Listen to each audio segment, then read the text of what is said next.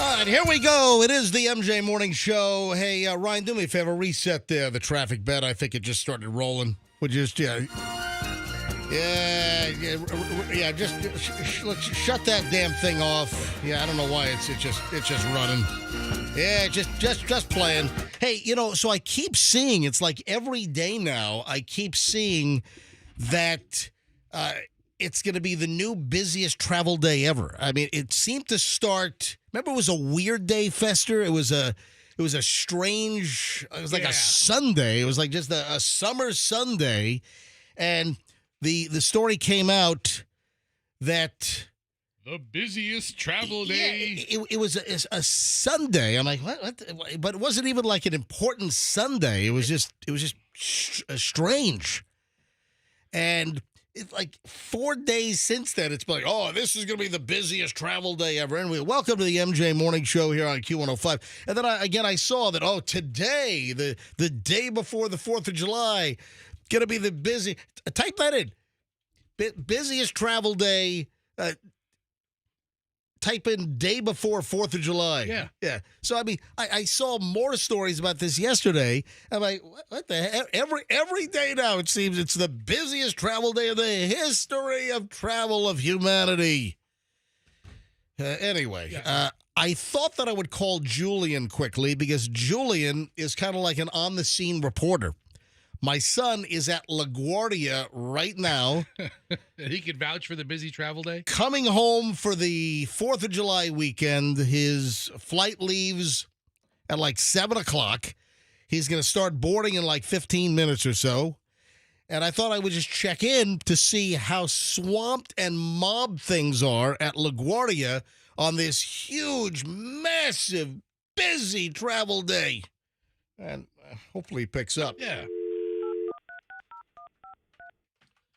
We'll check in and see. And then, of course, I think Sunday, everyone coming back from 4th of July weekend, that's going to be the new busiest travel day ever. Yes, today will hold the record for a whopping busiest travel day ever. Are these days going to be busier than like Thanksgiving Day travel? And that's what we're going to hear at Thanksgiving time. Like the Wednesday before Thanksgiving eclipses. I don't think that's going to be the case. I think things are going to fall off, and it's going to be the slowest travel day ever, day before Thanksgiving this year. That's what's going to happen. Nobody's visiting Grandma in 2024 for Thanksgiving. Hey, Julian, did you pick up? Yeah, I picked up. Okay. Finish. So how are things at LaGuardia right now? I hear throngs of crowds behind you. No, it's quiet. There's nobody here. It's empty. Wait a second. Hold on a minute. Oh, are you serious? LaGuardia Airport is empty? It's slowly picking up, but it's nowhere near as crazy as it was last time. But wow. All right. So you got to the airport at what time? 5:25. And when you pulled up, was it all jammed up at curbside? Yeah, no. Curbside was jammed. Okay. Check-in was kind of busy. But what about security? When you got to the security lines? I was through security pretty quick because I did the digital ID. Okay, which is TSA pre-check with digital ID? With the whole facial scan, so they could recreate you at some point. And then it took a while to get through TSA because they have an old machine and then the new machine, the one that the new machine that looks like the whole circle thing. Yeah, it looks like like an MRI tube or something. The body scanner. Yeah. No, that's not the body scanner. That's this. No. He's talking about you're talking about the screening. You're talking about the luggage screener, right? Yeah. No, they've got like the square one or the rectangular ones, the older style, and then they have like this newer, rounder tube that I've seen at numerous airports. So, what was the story with that? Just for being newer, it just takes longer. Hold on, the newer machine takes longer to screen your damn bag? Yeah.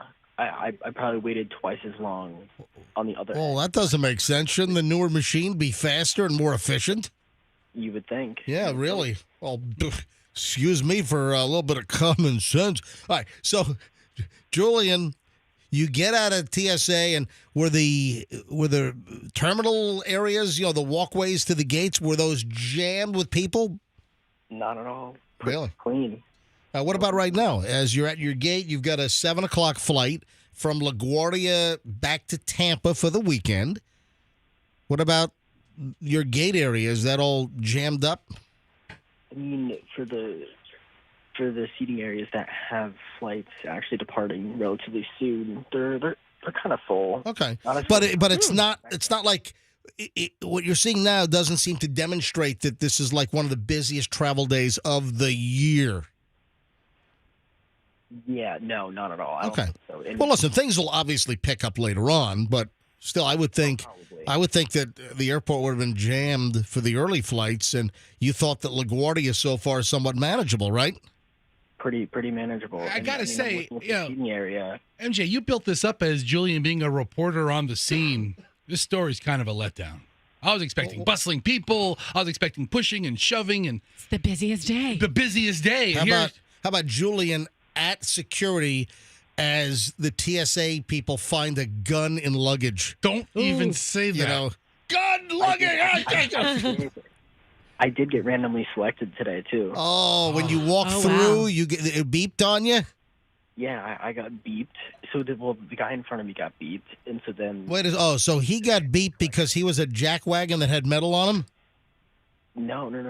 He got randomly selected. Hold on. So why did you get randomly? Generally, you don't get two random selections in a row. Exactly. So It's random. The thing is, he got randomly selected, and then he did. You put your arms to the side, and then it does like the whatever scan, and then he ended up getting patted down. But then I got scanned. Wait a sec. But you went through the regular, as a TSA pre-check, you went through the regular metal detector, not the full body scanner. No. I went through the regular detector, Yep. but then I got randomly selected. So then I got sent back through to the body scanner. Okay, Oh, I got to tell really? you guys, this is crazy. This is bringing me back. Like yesterday, I was kind of jet lagged and just out of it. Doug and I had the craziest running full speed through the airport in Miami story. Like we look like maniacs. So I know we don't have time to get into it right now, but Julian, I'm glad that you are just calm right now. I was like sweaty and out of breath. My trip on During your my- TSA check? Who's this woman? Was that due to your flight getting in late from Europe or because of your mismanagement? No, it had absolutely nothing to do with our mismanagement. Doug is my travel Miss person. Manager. Gotcha. Yeah, exactly. All right, I so- pretty much don't have to do I don't have to think at all when I travel with him. He does everything. But we went from, so we landed You from, said, hold on a second. We got to take a break. So Okay. you said we don't After the have time. break. So- Julian, Yeah. let me be the first to tell you happy birthday, Yep. buddy. Yeah, that's what I was going to also say is happy you so birthday. All right, Julian, get on your flight. I'll track you, and I'll pick you up at the airport right after the show, okay? Awesome. All right. I'll see you then. All right, bud. Yeah, so Julian's birthday. 4th of July, baby. Yeah, he's a 4th of July birthday, and he turns 20 years old tomorrow. How about that? That's awesome. 6:08. So LaGuardia is just not too mismanaged right now. It's not According too- to our reporter. Yeah, Good job, Julian Julian. on the scene. All right, 6:08, traffic's on. Let's grab Pat with the latest. Back in a second, MJ Morning Show.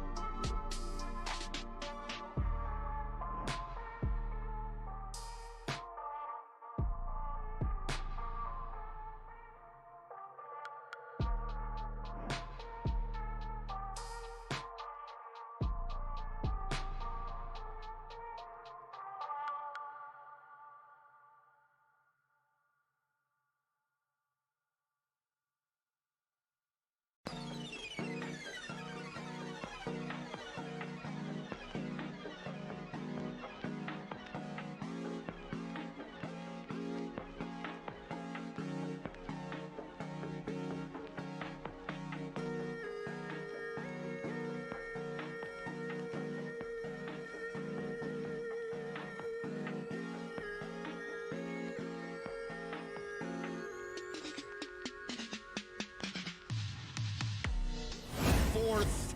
We will not be working tomorrow like many of you. We will not be here Friday as well.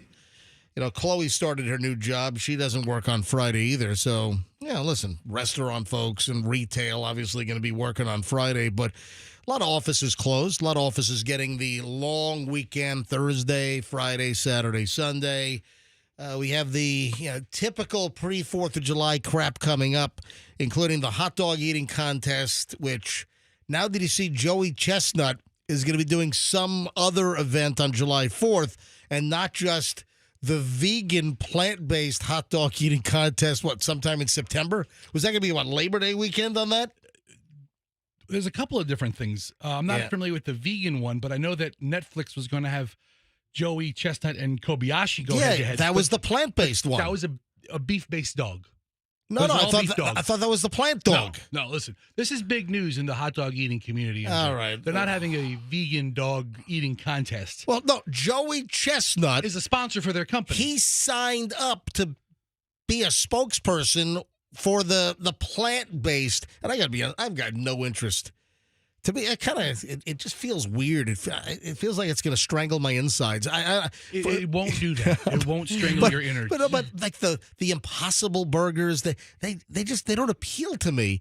Plus, when you hear how freaking processed these things are, I've read numerous stories that, my God, like the health issues with like the plant-based burgers should be a big concern, like the amount of sodium and the processing involved.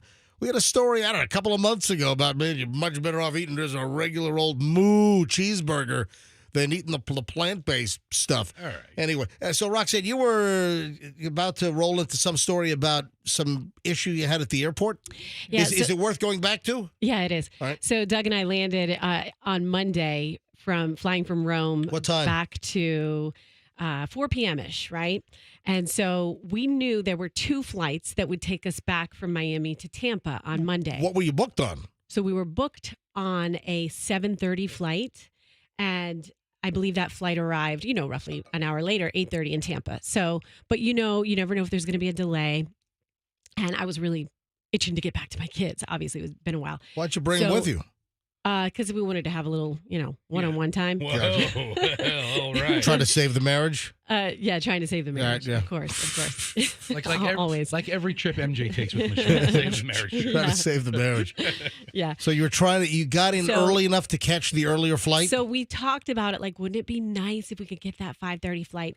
So my phone conked out when we were getting off the plane. And why did it conk out? Because I was busy texting. What do you mean conked out? The battery went dead? Yeah, I will say conked out. I don't know. It's a weird tick I have. I never say my phone died. When my kids were little, I never want to say my phone died. Hold on, but your phone died. Yeah, it died. Why wouldn't you charge your phone in the outlet on the airplane during your 8-hour flight from Rome to Miami? Because I was high as a kite on my That's great. on my Xanax. How did it work, by the way? You'd be a treat during an emergency evacuation. All high as a kite on Xanax. No, I'm just kidding. I was zonked out the whole trip, but yeah, I should have been charging. I was actually that was my first business class overseas seat, and I was like really excited to be there. Wait a second. That's the first time you ever flew a business class seat ever in your life? Overseas. That's where you want to do it. Yeah, exactly. Yeah, that's where you want to. If you're going to splurge and spend a little money, that's where you want to do it on a big, 8, 9, 10, 14-hour flight. Now, domestically, I have never, ever purchased a business or first class seat. I've never, ever done it in my whole life. Ever? Ever. If I get upgraded, that's a whole different story, with my loyalty. So that's if I get upgraded, I've been upgraded many times, but I buy the cheapest coach seat. I don't buy the basic typically, unless I'm traveling for like just a day or two, and I can carry on with the personal item that goes under the seat if they want to charge you extra for the carry-on that goes with the overhead bin. All right, so back to your dead phone. And I will say this. It's funny, in business class, and I don't fly that often at first class, business class, in any case, but Doug and I both said afterwards, like, wow, they treat you good in business class. I mean, like, every few minutes, hey, what can I get you? It's been such a pleasure having you on this flight. And which airline were you on? It was ITA. It was a great airline. So you were on, well, that's the old Alitalia. Alitalia went like belly up, and I still think it's like a government. I think it's an Italian government subsidized operation. Okay. Hey, Is Fess, it? Yeah. just out of curiosity, go to Google and just type in ITA. And to see if it's a government subsidized deal like Alitalia. I think the Italian government kept Alitalia afloat for years, but ITA I believe is the successor to Alitalia. All right, go ahead. Yeah, so then we get off the flight and we're, I don't even know what time it is. I don't look at a screen anywhere. I don't look at anything. And Doug's like, he's busy on his phone. So unbeknownst to me, he's getting the tickets for the earlier flight. He's figured out, all right, let's push this. So he says, all right, Roxanne, we got the tickets. We got the tickets for the 5:30. So how did you manage it? Did you, and that was American Airlines, right? American Airlines. But did you have to pay a fee to get on the earlier flight, or were they able to just move you? Oh, no, I'm sure he had to pay a fee, but then, cancel the other flight. So we go to clear customs. We've still got to clear customs. We've still got to get our luggage, take our luggage from the baggage claim and take it to. Did you do mobile passport? He was doing something on his phone. Yeah. No, mobile. Did you have mobile passport? Because I know you don't have global entry, but No. do you have mobile passport? We got through security it was really fast. Really fast. Did he use his phone? Did he go ahead? Because mobile passport is a dream in many cases where you just download the app and you, as soon as you land, you submit all of your nice. information. Yeah. And then I've cruised through with mobile passport before some people got through with global entry. Wow. So, Yeah, no, we got through really quickly. Right. And then we get our baggage and he's like, Roxanne, he gets me a big one of those pushy luggage things. He goes, we're going to have to run to check this at American. we got runners! Miami is just We've got a bleeder! All right, go ahead. It's a nightmare to get through. So we start pushing our carts, and I've got luggage like the movie Coming to America. That's how much luggage I have coming back. You would hate to travel with me, right? That's idiotic. I'm sorry. That is just we travel again with a wheelie and a backpack. That's we your don't thing. when we go overseas, we thing. don't check jack crap. It can be done with a backpack and a compliant wheelie. And instead, and I'm sure you have what, Louis Vuitton or Gucci luggage? No, absolutely not. I'm not. No. I never understood that. People have this expensive luggage that they get to check so the airline can mar and scratch and turn to hell after one freaking flight. Roxanne I has was Fendi looking at the Gucci and the Louis Vuitton luggage on the belt. I'm like, what imbecile? I want to see which imbecile picks it up. Who actually buys that expensive luggage to then have the airlines freaking destroy? All right, what else? Yeah, maybe they just buy it and then they're like, we'll just use it one time. What happened at the gate? So we're running through the airport. We go and get our tickets. I have no idea what time it is. And then he's like, all right, we get our tickets. We get our luggage checked. He's like, let's get through security. I look, our flight takes off at 5:40. Guess what time it was when we got to the long line in Miami Miami Airport to get through American, the TSA. What? Guess what time it was? 5:00. 5:06. Whoa. Okay. And I'm like, Well, also, okay. if your flight leaves at 5:40, the doors are going to close In your face. like 15 minutes prior. Yes, in your face. So we get, I go, oh my gosh, Doug, I had no idea. We're not going to make this flight. There's no way we're going to get through Did this you long have line. TSA pre-check to get through? No, You we guys didn't. still don't have No. TSA pre-check? No, we still don't. What's the matter with losers. Wait, We're hold on. we're losers. With Doug We're chasing Derek Jeter all over the country, Doug doesn't have TSA pre-check? Yeah, Peasants. What Oh, the? gosh, what's wrong what? with us? what? Jeez. No, seriously. Seriously. What is wrong with you? I mean, How oh, wow. with all this golf travel that Big Doug does? Why the hell don't you have TSA That's very pre-check? stupid. Yeah, I mean, Roxanne has a very stupid household. They just learned how to read the other day, right? Yeah, we just learned how to read. Yeah. We're just And wrap it really- up because we're up against the clock. Yeah, so we go. Doug's telling me the whole time we're in line, do not get stopped. Do not get stopped. Make sure you have no waters in your bag. Get them out. We have no time to spare. Guess who got stopped? Roxanne's got nunchucks, a medieval mace on a chain, and she has a switchblade in her makeup kit. Yeah, guess who got stopped? You did. No, Doug did. Oh, Doug did. Yeah. For what? A candle. So he, A candle.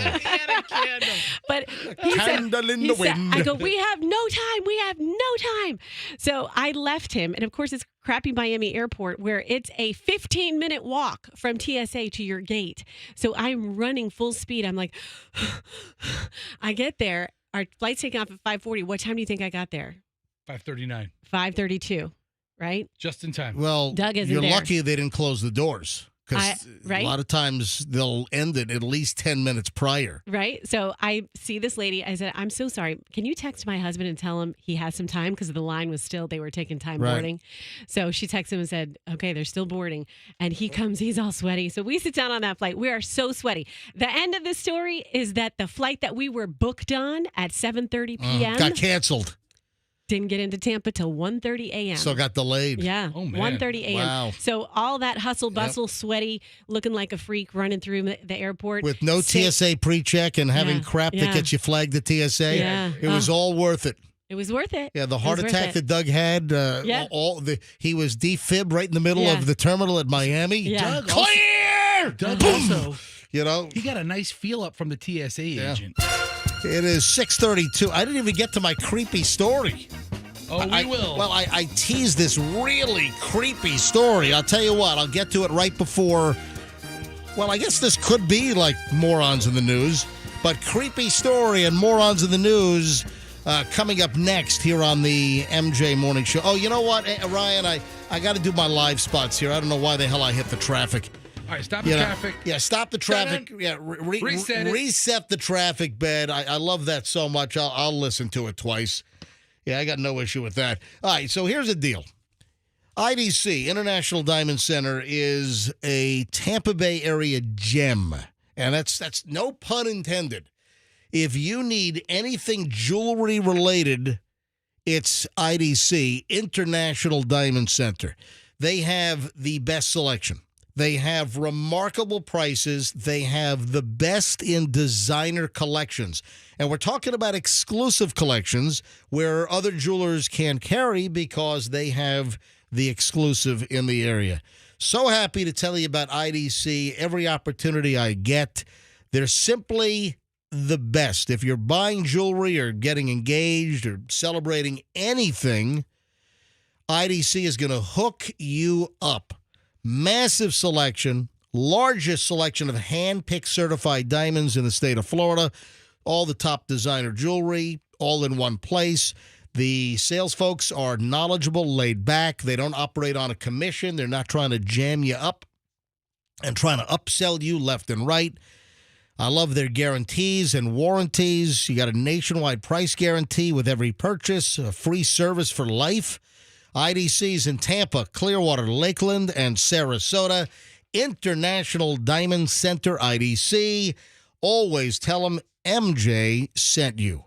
Stacy Kemp and the Kemp Law Group are going to get you what you deserve if you're in an unfortunate accident or slip and fall. It is increasing every day. The number of traffic incidents, listen, I've talked about this in the past, that I'm on the FHP press release list. So I get all of the press releases from Sergeant Steve Gaskins with the FHP. And I've noticed it's increasing.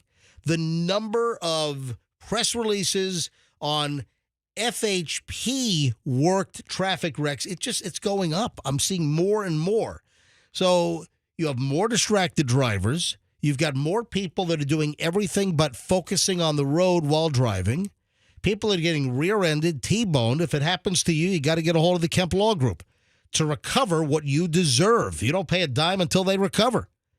It's the Kemp Law Group. Accident or fall, you call Kemp Law, KempLaw.com, and tell them MJ sent you. Once again, this lovely Chips traffic music.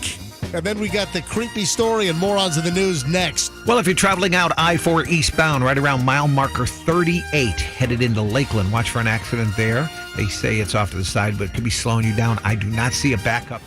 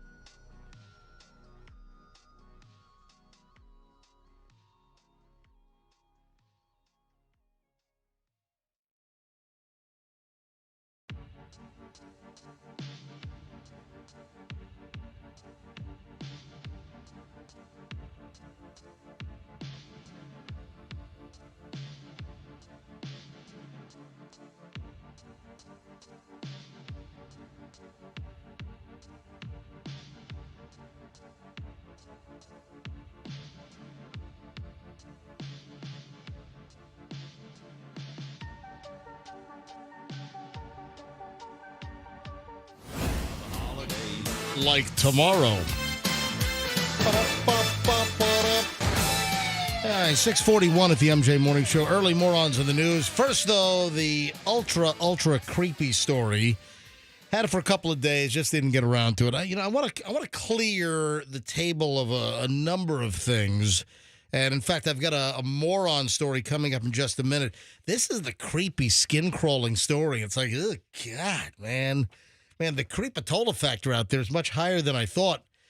There is a preteen, a popular preteen's Instagram followers are very, very creepy. First of all, I thought that there was a policy. Doesn't Instagram and Facebook, Meta, what is their policy on how old you're supposed to be to have an account? Hold on, let me call Mark Zuckerberg. I'll wake him up out in California. Hey, Mark. Yeah, this is Fester from the MJ Morning Show. Yeah. What's the age of Meta's? Can you look it up for me, please? Yeah, look that sucker up. Anyway, this mother from the Midwest encouraged her preteen daughter to start an Instagram account. So is that can you be like young and then have parental approval? Is that it? Okay, so according to Google, children must be at least 10 years old to create a Meta account with their parents' help. Okay, gotcha. And I think 12-year-olds. So 10 to 12, that requires parental approval. Right. And then 13 plus, you can do it on your own. Is that the deal? Anyway, this is what's so creepy. So this mom from the Midwest encouraged her preteen daughters, so that would mean probably 10, 11, 12, to launch this Instagram account. She wanted to become an online influencer. That's great. You got a 9, 10, 11-year-old. All I want to be is an online influencer. Oh, God, man, just barf me up good over here. That's the goal now these days, man. Guess what? 92% of this preteen's followers are adult men. Ooh. Oh, gross. I told you, this was a skin-crawling, creepy story. I mean, how grotesque is that? 92%. So the girl is this aspiring dancer, able to connect with other young influencers, and then it turns out that the girl who is not named has this totally creepy base of adult men that are the bulk of her followers. I'm not following any 11-year-old girl on Instagram. What the living bleep? You know the guys who go around and bust people they do the setups for the perverts trying to hook up with kids? I'm Chris Hansen. Yes. So, tell me, why did you bring these wine coolers and condoms? You could source your material from all of those followers. Just go cherry pick them and say, oh, you're most likely to want to hook up with an underage, so let me catfish you. We're going to look for you. Yeah. I'll be right. The little girl like on the Dateline stings with the old Chris Hansen things, to catch a predator, and you hear the girl's voice, I'll be right there. The door's open. Come on in. And then it's like an actor, a female actor playing the part of like the underage girl. And then, okay, I'm coming out in a minute. And then here comes Chris Hansen, So, what do you have in the bag? Oh, we have some condoms. Yes. But online, there's this whole vigilante group that tracks these people down themselves. Well, good. Good for them. I mean, I know I've seen some of these organizations, and I've seen some other televised or TV shows that have these organizations that they lure these sickos online. Anyway, I just thought that was just disgusting. How many followers does this kid have? Her follower account grew to more than 100,000 within a year. And then the girls started getting paid sponsorships. Yeah. Only problem is 92% of the followers are adult men following this tween or this. Well, I think she now has finally made it into like teenage years. Ugh. Or like she must have been like 12 going on 13. But how gross is that 92% of the followers were adult men? Just absolute creeps. Hey, morons in the news. This is an item that I've been sitting on actually, I think since like last week or maybe even earlier. And I think you saw this story, Fester, and I found it in my pile. I never got to it, but this is like so morons in the news to the effect of how did they think they could possibly get away with it? Now, talking about this Jetflix. Did you see the story about Jetflix? Sounds like Netflix, doesn't it? It does. Jetflix. It sounds like up your alley, MJ. Okay, it has nothing to do Plain with planes. boy. Has nothing to do with planes. Nothing to do with planes. Picking planes or Nope. going like that. I'm amazed these guys pulled it off for so long, and I'm amazed I've never heard of it because I might have been a customer. Yeah, I've never heard of this until the story came out. Let's see. I printed this out on the 24th of June. So I'm not the timeliest in getting to this story. But I'm trying to figure out what the hell? You had these guys that were pirating all of this material from other streaming services like Netflix, Hulu, Amazon Prime, Disney Plus. They were pirating all of this material, and they started their own streaming service called Jetflix with others' content, and then selling subscriptions. How did it take this long to shut them down? And how long did they think their business model would be viable? Listen to this. This is from Fortune. If a streaming service sounds too good to be true, it probably is. In the case of Jetflix, it was too good to be legal. A federal jury in Las Vegas convicted 5 male defendants for their roles in a complex scheme of scraping popular TV shows and award-winning movies from pirate sites and then bundling them into a streaming service called Jetflix. Unbelievable.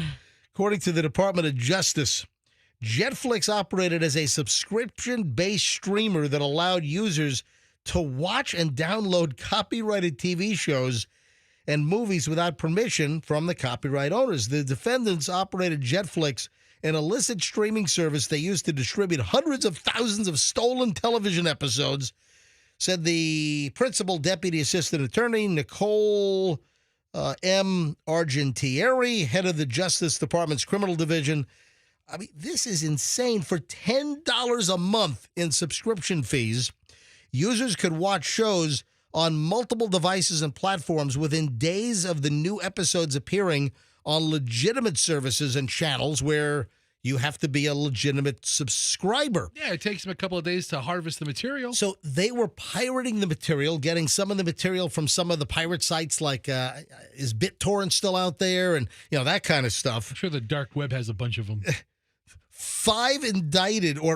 5 convicted are Christopher Dolman, Douglas Corson, Felipe Garcia, Jared Juraquai, and Peter Huber. The indictment states the cadre obtained content from these pirate sites like Sick Rage, also known as Sick Chill, Sick Beard, SABNZBD, SABNIZ, and TVDB. I don't even know if BitTorrent's around anymore, but I guess it's those type of pirating sites. What was it? Sickbeard? Sickbeard is the name of a pirate site. I want to go to that site. At one point, Jetflix claimed to have more than 37,000 paid users and 183,200 episodes of television, saying that it was more than Netflix, Hulu, and Amazon Prime combined. The amount of material they had Amazing. Was bigger than all of those other services combined. How many customers do they have? I said that. Remind, I didn't hear it. I just said that. I was too busy looking up Sickbeard. 37,000 paid users. is what they had. And they were busted, and they were just convicted. Well, a little over a week ago. I'm just a little late to the story, but I mean, that's a total morons in the news story. That how long do you think you were going to be able to get away with that? I would have been one of their customers. And we would have been able to get away with it if it weren't for you meddling Department of Justice lawyers. Hey, did you guys see Breaking Bad on Jetflix? Yeah. It's great. All right, 6:51 at the MJ Morning Show. Early morons in the news and a little skin-crawling creepiness to get your morning going here on July 3rd. 7 o'clock hour starts next here on the MJ Morning Show on Q105 on 104.7 FM.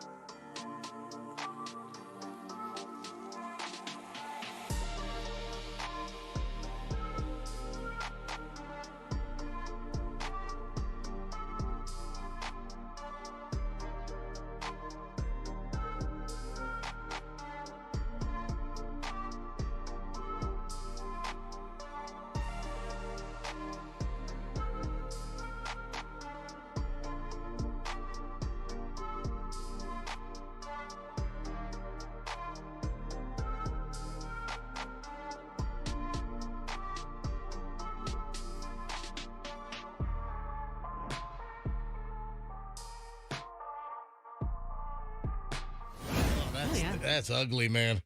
A lock in a sock or battery in a sock.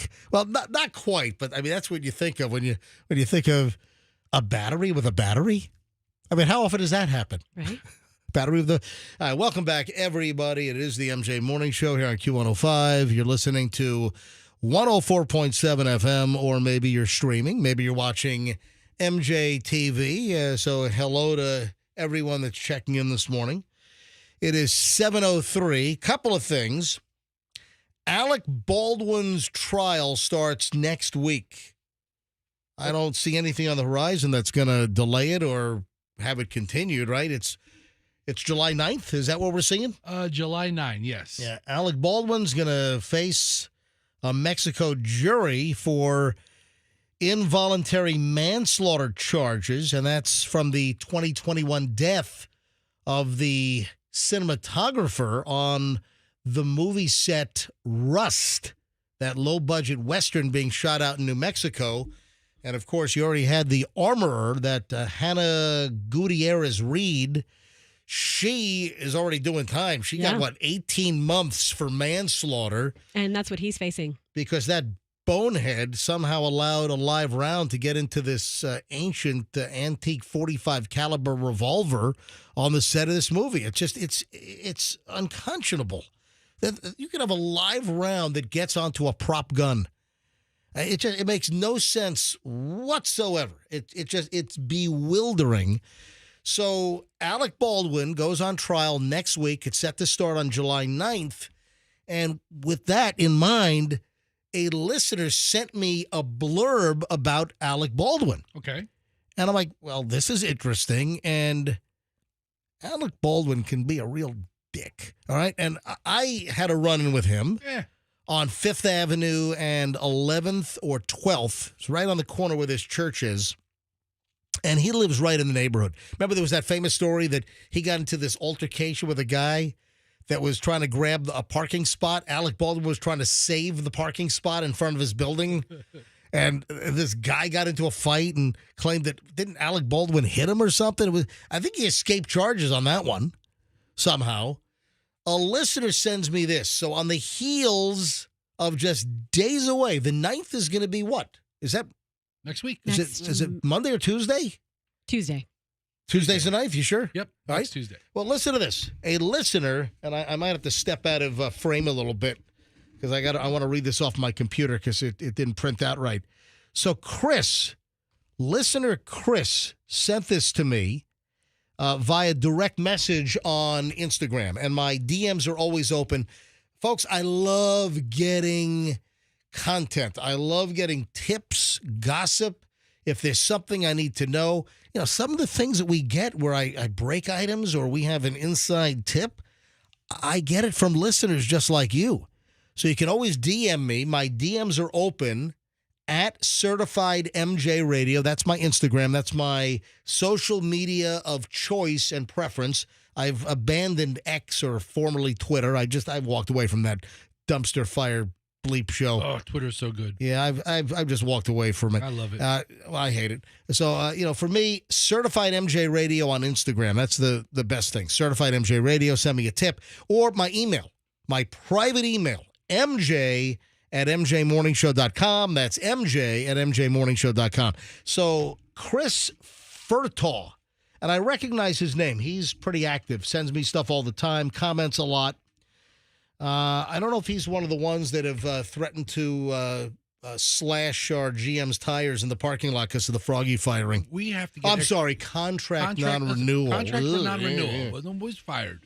But I consider it the same thing. All right, so Chris sends me this regarding Alec Baldwin. My sister and I saw Alec Baldwin, Tina Fey, and Salma Hayek on the street when we were eating lunch. They were just coming out of a car about to go into some building next to us. We had no idea why they were together, but in retrospect, it was definitely because they were filming 30 Rock together. So this is, some time ago. That makes sense, yeah. Right? But Chris is relaying this story. My sister said, "Oh my God, is that Tina Fey?" Alec Baldwin turned around and went right in her face and said, Don't effing say that! Don't speak to us! I'm spitting over here, by the way. I don't know if you can see the spit flying out of my mouth on MJTV. Right. Hey, let me find my place. Don't effing talk to us! Don't speak to us! Why would you say something like that? You can't speak to us! Not now! But it really didn't end there. He yelled again at us outside his building saying, "Don't look over here! Turn around and eat your food! F off!" He sounded genuinely furious at us, almost like he wanted us to yell back and start something with him. Honestly, my sister was on the verge of tears. It was horribly embarrassing. Everyone knows that Alec Baldwin has a history of screaming at people, but at the time, we had no idea. Don't get me wrong, my sister shouldn't have yelled at Tina Fey like that, but the way Alec snapped was straight up scary, like he was about to physically hurt her. Salma Hayek and some other lady who I didn't recognize came over and apologized to us. She asked if we wanted her to go get Tina and get her autograph because apparently Tina Fey felt bad too. But that's what I was going to ask. Like, did they intervene? So this is how they did it. But we said no. She then talked to us about the food we were eating, which was Mexican food, and we ended up having a brief conversation about New York's lack of quality Mexican food. She was incredibly charismatic and sweet. I've never heard anything but good things about Salma Hayek. Salma me Hayek. too. She's got a great chest, by the way. Thanks for pointing that She's out. got beautiful jewelry she wears on that Yeah. chest. She's got Have you a- seen some of the, because she's married to that billionaire. I'm distracted by other things. Yeah, I bet. I don't see the jewelry. You know, to think of it, I don't know that I've ever heard of anything about Tina Fey being aggressive towards No. fans either. No. So- How embarrassing for them. I hate that new caveman commercial she's in, or have you? She said, I don't even know what the product's for. I've just tuned it out. But isn't that a crazy? So on the heels of the Alec Baldwin trial beginning next week for the involuntary manslaughter, then we have the story clearly from some years ago from a listener that sent this. That's his sister. That's crazy. Chris, if you're listening, contact the New Mexico prosecutor's office. They can call you as a witness. Yeah. Character witness. Yeah, to really put him away. Your Honor, we have a late addition. We have a new witness that can testify to Alec Baldwin's demeanor. My God. You know what that was like when you got Alec Baldwin screaming and then Salma Hayek feels so bad about it. She's got to go behind. That's kind of like if your parents or grandparents are picking up the check at a restaurant, right, and their tipping is so bad and cheap, you got to go behind them put a few more bucks and, on. and put a few more bucks on the table into the check wallet or whatever you call that thing. The portfolio. My God. Hey, with all of this travel, just a heads up on something. And listen, it happened to me once, and I caught it right away. Where was I going? It was when I was going to, where was I traveling? I think, I think it was Raja Ampat. Yeah, when Chloe and I were flying to Raja Ampat to go scuba diving as a little graduation gift for her back in late January, early February, I had booked our airfare. Michelle is an amazing airfare finder. And for a trip like that, when we were in the air, our travel time was like 32 hours. It was Tampa to Chicago. We flew, just an American domestic flight on that.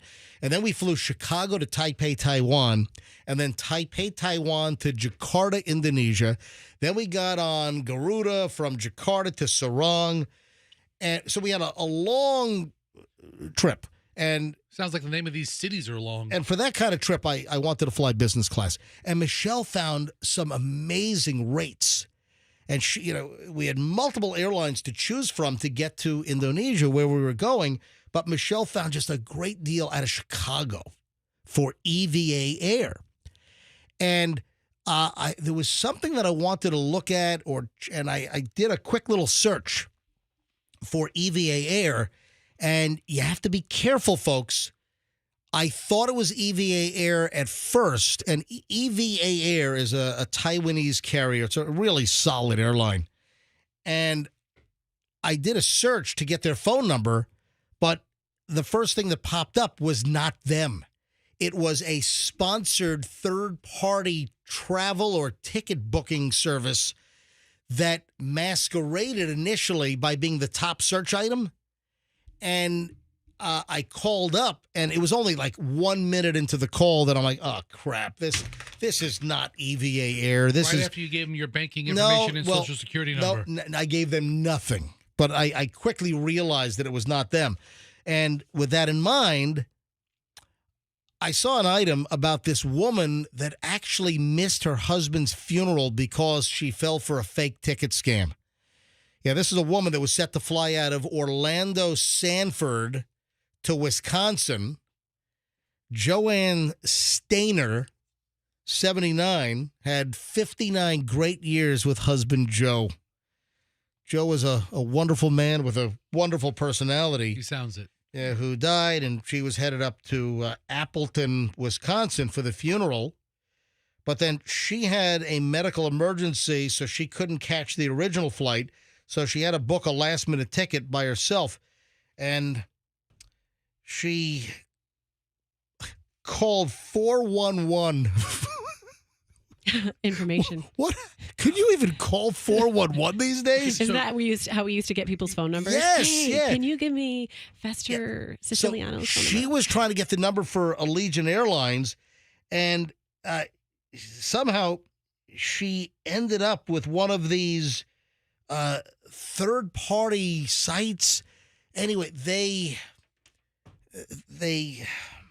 ripped her off. I bet. Yeah. So told the guy she needed a new plane ticket to fly to her husband's funeral. The guy says, I can take care of that.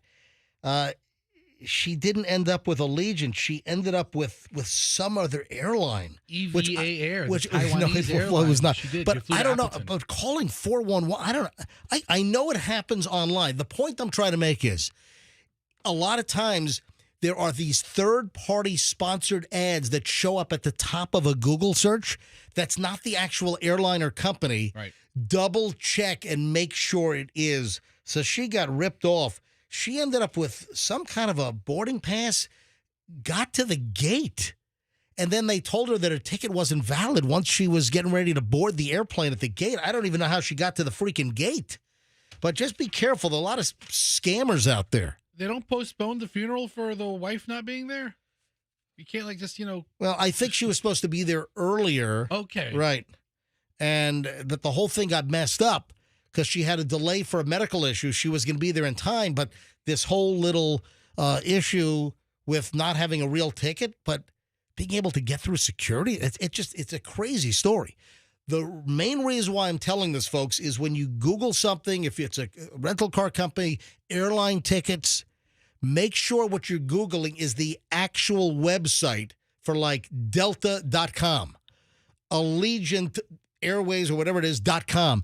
Make sure it's not going to some third party that's trying to fool you into thinking that you're dealing with the airline. Just like me when I tried to buy comedy club tickets Yeah. from a third party for $900. That's a great example. That's right. What was the act you were trying to go see? I can't remember that. Some but comic. It was like a $40 or $50 ticket yes. at like Side Side Splitters. Splitters on Dale And Mabry. you found some reseller that wanted $900 a ticket. Well, eight And you were something, going to yes. pay for it too? No, I wasn't going to pay for it. I think you were. Well, okay, let me Well, talk to let me check my budget. It sounds like a But- great comic. But you know what's the most important thing right now?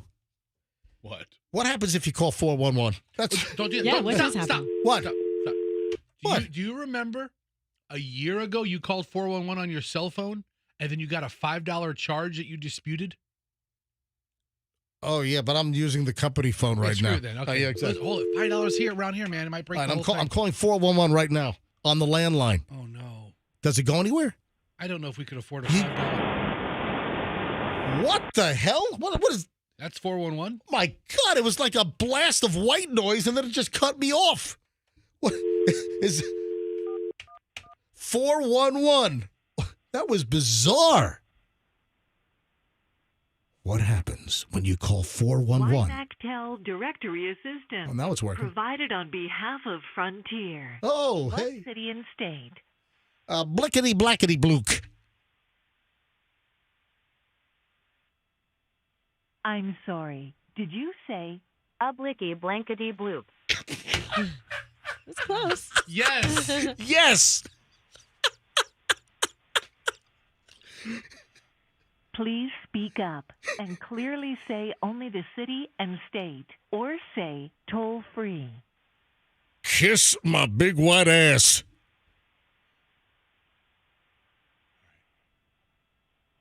Let me transfer you to another. All right, shut up. All right, so you're never going to get a live person. All right, so. All right, so the AI will only put up with you for so long before it kicks you to a person. All right. Oh, All right, man.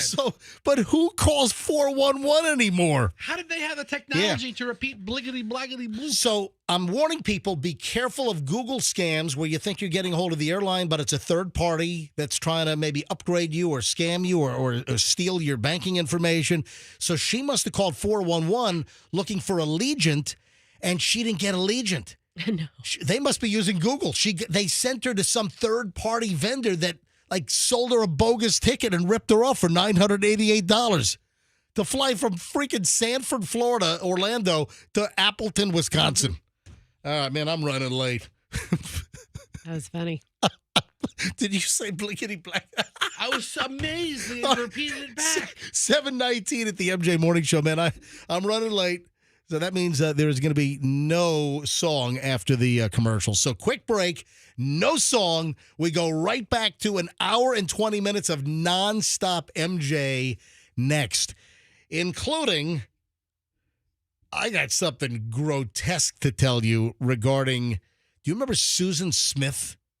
Yeah. The lady that rolled her car down that boat ramp in South Carolina? I just watched it, Oh, like yeah, a that's whole God. Dateline about her. Yeah, all right, hold on. You're not going to believe what she's planning to do if she gets out of jail in November, out of prison. All right, hang on. And then also, is this nervy that a server would do this to a family dining out? We'll get to that coming up in just a bit. And, the whole Florida stripper deal with no strippers under the age of 21 now. We've got a lawsuit. We've got a pioneer martyr, 19-year-old stripper we got to tell you about. Hang on. All that's coming up next here on the MJ Morning Show on Q105. Let me first tell you about...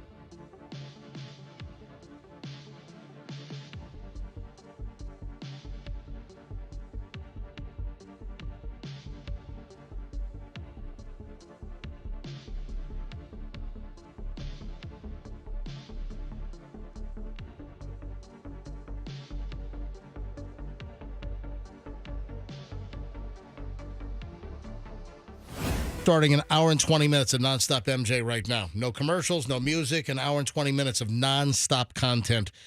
If you missed it, we had Julian on at 6 o'clock this morning. Julian, my son, I don't have a wheels up from him yet. Supposed to leave at 7 a.m. So I guess I can... Was he still sitting there? Well, you know what? I'm gonna go to my FlightAware real quick. No, actually, I'm my Flight Radar 24. Julian coming home for the 4th of July. For his birthday, too. Also, tomorrow is his birthday. He just sent me a text. Get rid of that rejoiner. He doesn't like it. Wait a minute. It does sound like Will Ferrell and when they're in the club and they're like bouncing on the girls. Hold. Julian, text me. He must be listening.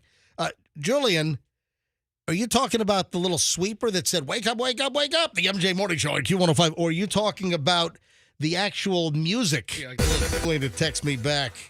I'm waiting for him to text me back. I wouldn't be totally pissed if we got rid of both of them. But let me just type this in here. So I want to see where the music. He doesn't like the music. Yeah. Julian does not like that rejoiner. Yeah, he's on a flight right now. So LaGuardia to TPA. Let me just see, where his flight is, because you can even see the aircraft on the ground and where they are right now. And show on the map. Okay. Yeah. Well, we're not going to say he's on the tarmac. We're definitely not going to say that because that's a bad pilot word. It's the ramp, right? Yeah. Okay. He's on the ramp. Looks like they're taxiing. Oh, good. Yeah. Thank you for the update. Yeah. So looks like they're taxiing right now. But we called Julian this morning at 6 a.m. because I wanted to see what LaGuardia was like, because I kept hearing that now today is going to be the busiest travel day of the year. It's like every day now, it's like some new TSA record for screening is beaten. So I called Julian at 6 a.m. because he had a 7 a.m. flight from LaGuardia back to Tampa this morning. And He said LaGuardia wasn't bad. It was a little busy curbside. He said the security was a little busy, but he had the TSA pre-check with the digital ID, so he got through pretty quickly. Then he gets through, and then as he's walking through the terminal, he said he actually sent me a picture, and it was like a ghost town, so it wasn't too terrible. But obviously, things will build up as the day goes on. Obviously. All right, we have a lot to do here in an hour and 20 minutes of nonstop MJ here at 7:31. I mentioned this earlier about battery with a battery. It was a teased item for the last segment. We just didn't get to it because we get sidetracked. Things evolve and expand. So I didn't get to this. Woman 35 arrested for domestic battery with an Apple Watch. So, of course, there's a little lithium-ion battery in the Apple Watch, right? So it's battery with a battery, I would imagine. But it is a local story. Out of the sleepy little Tampa Bay area, Pinellas County enclave of Gulfport.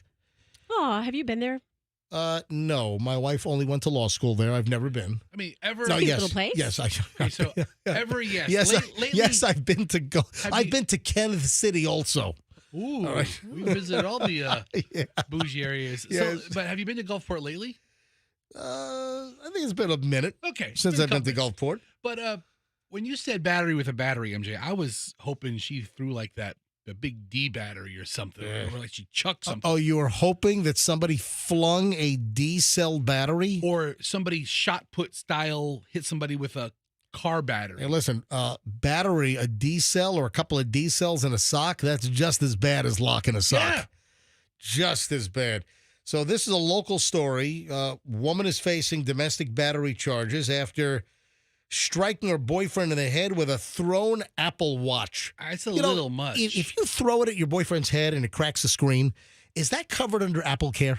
Yeah. Good question. If you have Should the be. coverage. You know, Yeah. if you have the coverage, is that... Sir, you don't have the domestic violence rider in your insurance policy. Yeah, here. according Sorry. to court records, a 1 a.m. argument. Oh, is that a... you trust? Oh my God. Wow. Oh my gosh, Siri just reacted to our conversation. Fester's What phone. the hell was that? Hold on. We said Apple. My phone heard it. And then we said hitting somebody in the head, domestic violence. Do that again. Just say it into the phone. Just try it. Hey, Siri. Well, no, we didn't say. Hold on, we didn't say, "Hey Siri." Your phone just started talking. We didn't But now activate. it We didn't. it We activated didn't. Apple. We didn't summon Siri. It answers the different thing. Hey, Apple. I think it only talks. I don't know. Why did it? I don't know. I don't know. It was like started talking. it was like offering you information for domestic battery and violence. That was weird. Hey, Siri. You didn't say, "Hey Siri," Ooh, be careful. Be careful. dude. I think there was an R in there.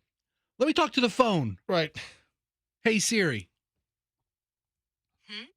What if I'm a victim of domestic violence? What do I do? That's what it heard. I don't need you asking a specific question now. I don't know how to do it again. It just happened. That was the thing. It just happened. My phone's sitting 2 feet Your away from me. Phone is spying on you. We didn't say, "Hey Apple." We didn't say, "Hey Siri." We said the word Apple, and then we said domestic I violence. said Apple Care or something. Anyway, let me get back to the story. Watch your language, young man. You didn't say the whole you were- word, you were but like, you were close. Listen, All right. first vowels don't count. According to court records, a 1 a.m. argument yesterday about relationship issues turned violent when Kayleen Tressetter, 35, hurled her Apple Watch at a man. The watch hit the 35-year-old victim's left ear, causing a small cut which bled. Really? According to the arrest affidavit, cops also noted the man's V-neck was stretched and torn by the defendant, who grabbed him by the collar.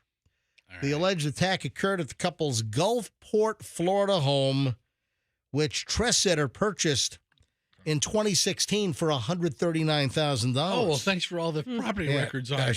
She can make quite a profit on that She place. and the victim are parents to 3 small children. Wow. Tressetter was arrested on misdemeanor count of domestic battery, booked into the county jail. She was released on Monday afternoon. She had previously been convicted of DUI and leaving the scene of an accident, was ordered by a judge to have no contact with the victim with the exception of exchanging texts for the sole purpose of the children and child care. Hold on. So this person obviously had a really bad day, and she threw a watch, and he calls the cops because she threw a watch. And he cut his ear.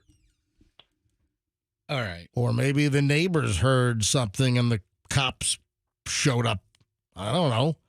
I'm just saying that it's like battery with a battery with an Apple Watch in the sleepy little town of Gulfport. Not much happens in Gulfport. When's the last time you heard of something, making the news out of Gulfport? And the one time you do, it's battery with a battery. Yeah. All right, we have an update on the Florida laws that went into effect on July 1st. Whole bunch of interesting laws. We went over, I think, the most important, most interesting laws. A whole bunch of boring ones, too. Well, I skipped those. Of course. Like 200 new laws went into effect, and a lot of them were just, I don't give a flying crap. But like HOAs, homeowners associations, kind of had their tail feathers snipped a little bit because they're not going to be as much of a pain in the ass like parking cars in your driveway or leaving the trash can out for more than 24 hours. Or all the stupid things that, you get the homeowner Nazi security and, the board after you and trying to fine you. So a lot of their powers were kind of snipped with new laws that went into effect. Listen, I don't want cars on cinder blocks and, rusted washing machines in the front yard. And I think they still have some power over that. But some of the silly things like, you put your trash can out too early. A lot of that stuff has been found to be non-actionable with the new law. Another law was you can't release balloons unless you're like 6 and under. So you can't just have a whole bouquet of balloons and let them go. But if you're 6, you can. Give the balloons to the 6-year-old. All right. We're going to give all the balloons to the kids and say goodbye to Meemaw. Is that because maybe a kid will accidentally let go of a balloon? Who the hell knows? But, of course, it's to save sea life with latex balloons falling into the water and becoming a choking hazard. And I support that. Listen, I'm a scuba diver. I love aquatic life. I love the environment, and I would like to see no animals harmed by a balloon bouquet from Party City. All right. But the law that I really kind of fixated on was no strip club entertainers under the age of 21. Yeah, we talked about that. Multiple times. So if you're 18, 19, or 20, no strip clubs for you. And you're not grandfathered in, by the way. No. Don't say grandfather. No. Right? Strippers, In that same- because my grandfather loved those places. We have a lawsuit. Guess what? We have a 19-year-old who was making her living, when she graduated high school. If she did, maybe she's got her GED. Maybe my money's on that. Or maybe not. Maybe nothing. You know what? Maybe my money's on that. See all this money I make, I'm out. See you later, guys. A 19-year-old Florida stripper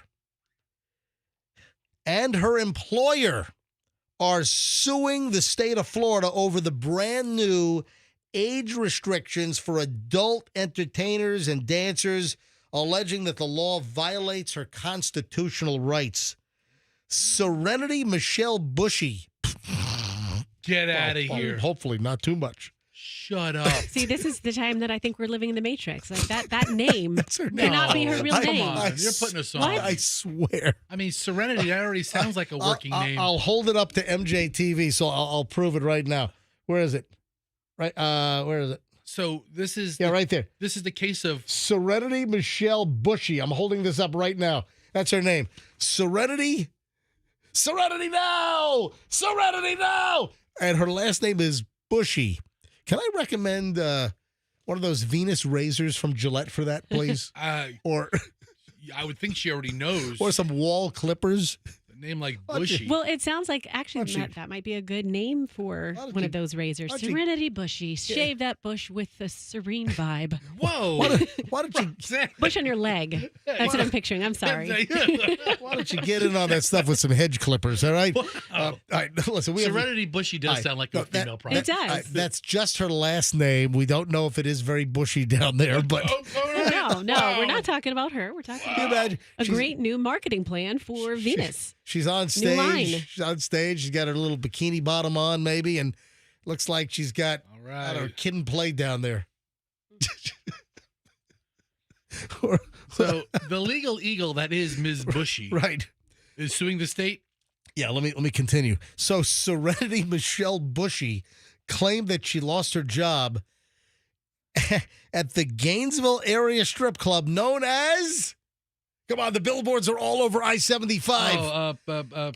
Cafe Risque. Risque. Cafe Risque. Yep. Exactly. Cafe Risque. Cafe Risque, after the new law went into effect, barring 18, 19, and 20-year-olds from working at strip clubs. Filed the suit yesterday, filed in federal court in Tallahassee on behalf of Bushy, the strip club's owners, and 2 other adult businesses in Jacksonville, requesting a permanent injunction halting the law from being enforced. She and the strip clubs claim the law infringes on their First Amendment right to free speech and their 14th Amendment, their right to equal protection. 8 dancers at Cafe Risque who are older than 18 but younger than 21 can no longer work, according to the lawsuit. According to the suit, Bushy and 8 other strippers have a big problem with this. As with similar performers around the state, Bushy earned her living through her art while providing entertainment for the benefit and enjoyment of her audience. Listen, she has a case. I mean, this might get thrown out by the Supreme Court. Plaintiffs have a clear right to engage in protected speech of this nature. Yeah, the new law additionally prohibits adult entertainment businesses from hiring cooks, DJs, waitresses, and security guards younger than 21. What? No DJs? Yeah. Oh. To work in an adult establishment or adult entertainment venue, you have to be at least 21 years of age with the new law that went into effect. You know? The Florida Attorney General's office told Channel 10 WPLG down in Miami that it had not yet received the lawsuit but intends to defend the new law. And Great. The whole rise in age was apparently an attempt to try to combat human trafficking around the state. But here we go. Game on. First lawsuit on barring under 21 strippers and adult entertainers like Serenity Bushy. According to her, she has a clear right. She also has clear acrylic high-heeled shoes. I'm sure she does. She uses. Like plexiglass or lucite or what do they call it? They're clear. All right, good luck, Bush. It's a uniform. It's a uniform. So we will follow. Yeah. We'll follow the Bushy situation. Hey, tomorrow's 4th of July. Obviously, tons of fireworks displays and everything. I saw what I thought was something very unfortunate. This morning about 5:30, I'm here in the studio. I'm just kind of laying out my stuff. I got my paperwork, all my notes, all my prep from last night. I'm just setting everything out, and I'll bounce around on the TV channels on the cable TV here in the studio. Maybe some Bay News 9 occasionally, Channel 8. You got Channel 28. So I'll kind of bounce around and see who's got the news I'm interested in. So maybe catch up on some local stories or maybe something brand new has occurred, half an hour before the show starts. And I was on Channel 8 and they did a whole story about a woman named Vicky Post. Okay. And Vicky has an organization called Escape the Fireworks. And it turns out that some people have PTSD, and the fireworks explosions and the fireworks noise freaks them out. It's kind of like dogs. A lot of dogs. Yeah. Like we had a dog prior to the Jack Russells we have now. We had a prior Jack Russell by the name of Romeo, and Romeo was terrified. The thunder that we'd have with a lightning event, rainstorm, got just scared beyond belief. Fireworks, 4th of July, other times of the year where people fire off. That dog, that Jack Russell, man, he would chase squirrels and run up trees all day long. But if you have a clap of thunder or if you have some fireworks going off, he cowered. I mean, would try to like, I remember one time went underneath the sink and like buried himself in the corner of the kitchen cabinet underneath the sink next to like the Brillo pads and the barkeeper's friend. I'm like, what? Whoa. And just like panting and scared to death. This isn't for dogs, right? No. What? No, this No, is no, not. no, This no, organization It is doesn't not. have like a kennel where there's going to be no booms. No, this organization is for people that are scared. For a person that'll climb underneath the bathroom sink cabinet and like kind of bury themselves in the corner. So here's the point I'm trying to make. I didn't know this. I didn't know that there are people that have PTSD and they're freaked out by fireworks noises. Whoa. So it's not just dogs. And this Vicky Post was on Channel 8 this morning at 5:30 while I'm getting ready to put the show on with you guys. And I just didn't know this.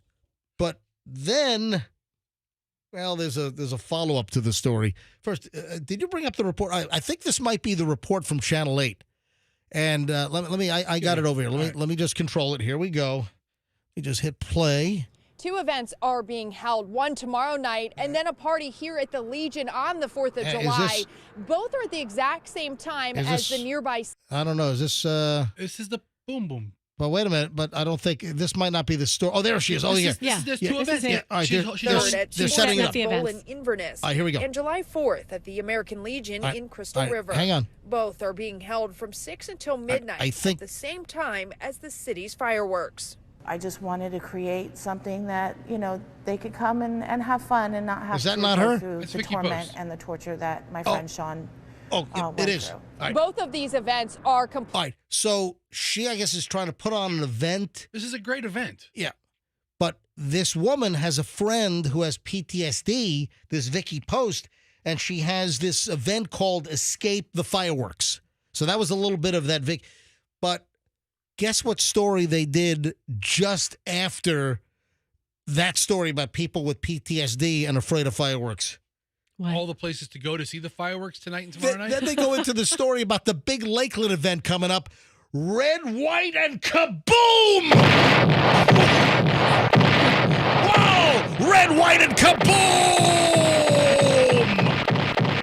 Did they do a nice transition like now? If you don't want to escape the fireworks and you want to be right there. So the story was about people with PTSD, and this Vicky wants to do something nice for Sean, and Escape the Fireworks is her event, her organization. So Escape and the next story is, and for fireworks, Lakeland's going to have red, white, and kaboom!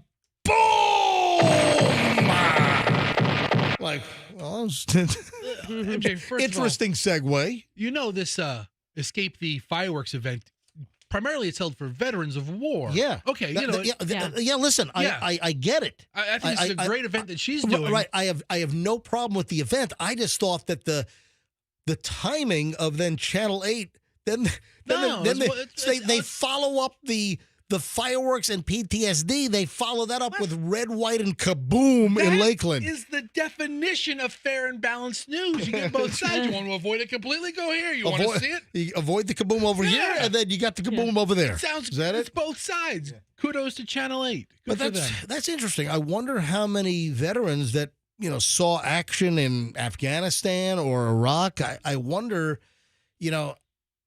those that might have been, close to IEDs going off. I wonder how many are really, fearful of fireworks explosions. And I'm sympathetic to that. And I think what she's doing is a great event. I just thought it was an interesting transition that here, the first story is about PTSD and trying to quell veterans' problems with fireworks. And then the next thing is Lakeland's red, white, and kaboom! Listen, there's going to be tons of local events. I'm sure every big city has their own thing going on. Let me tell you right now, if you're a veteran with PTSD, first of all, thank you for your service. Yes. I'm sorry for whatever you've gone through, but stay away from Lakeland and red, white, and kaboom, okay? I mean, that's all I'm saying. Stay away from the St. Pete Pier. Stay away from downtown Tampa, Sparkman's Wharf. Just take sleeping pills on the 4th of July. No kidding. Yeah, just take a whole bunch of Ambien. Wake up on the 5th. Or exactly. But it is true. Like my mom, I saw her yesterday and I said, do you want to go do something for 4th of July with us? We might take the kids somewhere. And she's like, I have to stay home with my new puppy. Because dogs are really scared of fireworks too. Well, not all. Like my Jack Russells now, they don't give a flying crap. the house can be rattled by a nasty storm cell right above us in South Tampa. The windows are shaking. And my they're 6 years old now, our latest set of Jack Russells, talking about the incredible Gatsby and Scout, they don't give a crap. They don't care about any noises. Nothing phases them at all. All right, 7:51 at the MJ Morning Show. Running a few minutes late on my teased and promoted item. And it has to do with a server, a tip. And I'm just curious if you guys agree with this. A guy says he's out with the family, including 4 kids, and the server automatically added a 20% gratuity because they had to deal with the guy's kids. What do you think about that? They automatically did it. I mean, did they say, "Hey, look, we added this because your kids were unruly"? Did they point it out to them? That's what I said. They pointed it out to them. That's the first thing I said. Okay. That they added. That's the whole headline I just said. Is that the server said, "I'm adding the 20% gratuity because of your kids." Yes. So tipping is generally optional. I mean, you tip for good service, but you have a customer at a restaurant that said that the server added 20% because they had to deal with the kids. I mean, it's agree not really agree or not? Yes or no? I disagree, but I hate kids that are just totally unruly in restaurants. Sometimes you'll see on the menu that so you hate your own kids. Yeah, but half the time they're my kids. I scare my kids within an inch. I scare my kids within an inch of their life. But when we go sometimes you'll see on the menu that a gratuity of 18% or 20%, whatever it is, will be added to parties of 6 or more, 8 or more. I've never seen on the menu a gratuity of 20% will be added to deal with your bratty ass, obnoxious, snot blowing kids. You know? I mean, I think, hey, somebody ought to take that exact verbiage and print that on the bottom of a menu. That's what I'm kids who don't know how to behave makes their job a lot tougher. What do you think about that? Do you like that? You think that's acceptable for a server to say, "Hey, your kids are running me ragged"? You ever see also? I mean, you really ought to tip well, and I did tip well when we were out with our kids when they were younger. I tipped well because, and I'm going to tell you why. The mess my kids would leave on the floor. You ever look at a table filled with kids and you look at just the mess on the floor, more food on the floor that ended up like in their mouths. Mm-hmm. So I think it's worth it. I tried it pretty much every time I eat out with my kids. I end up trying to bust the table myself because there is a lot of spillage. Try to bust it? Bust. Oh, bust. You know, clean it up myself. Right, I got it. And the kids now, they think that that's part of normal restaurant protocol. Like you go eat at the restaurant and then you I think you ought to go back to the kitchen and start doing stuff. Yeah. Yeah. Sorry. Sorry. I'm sorry. I apologize.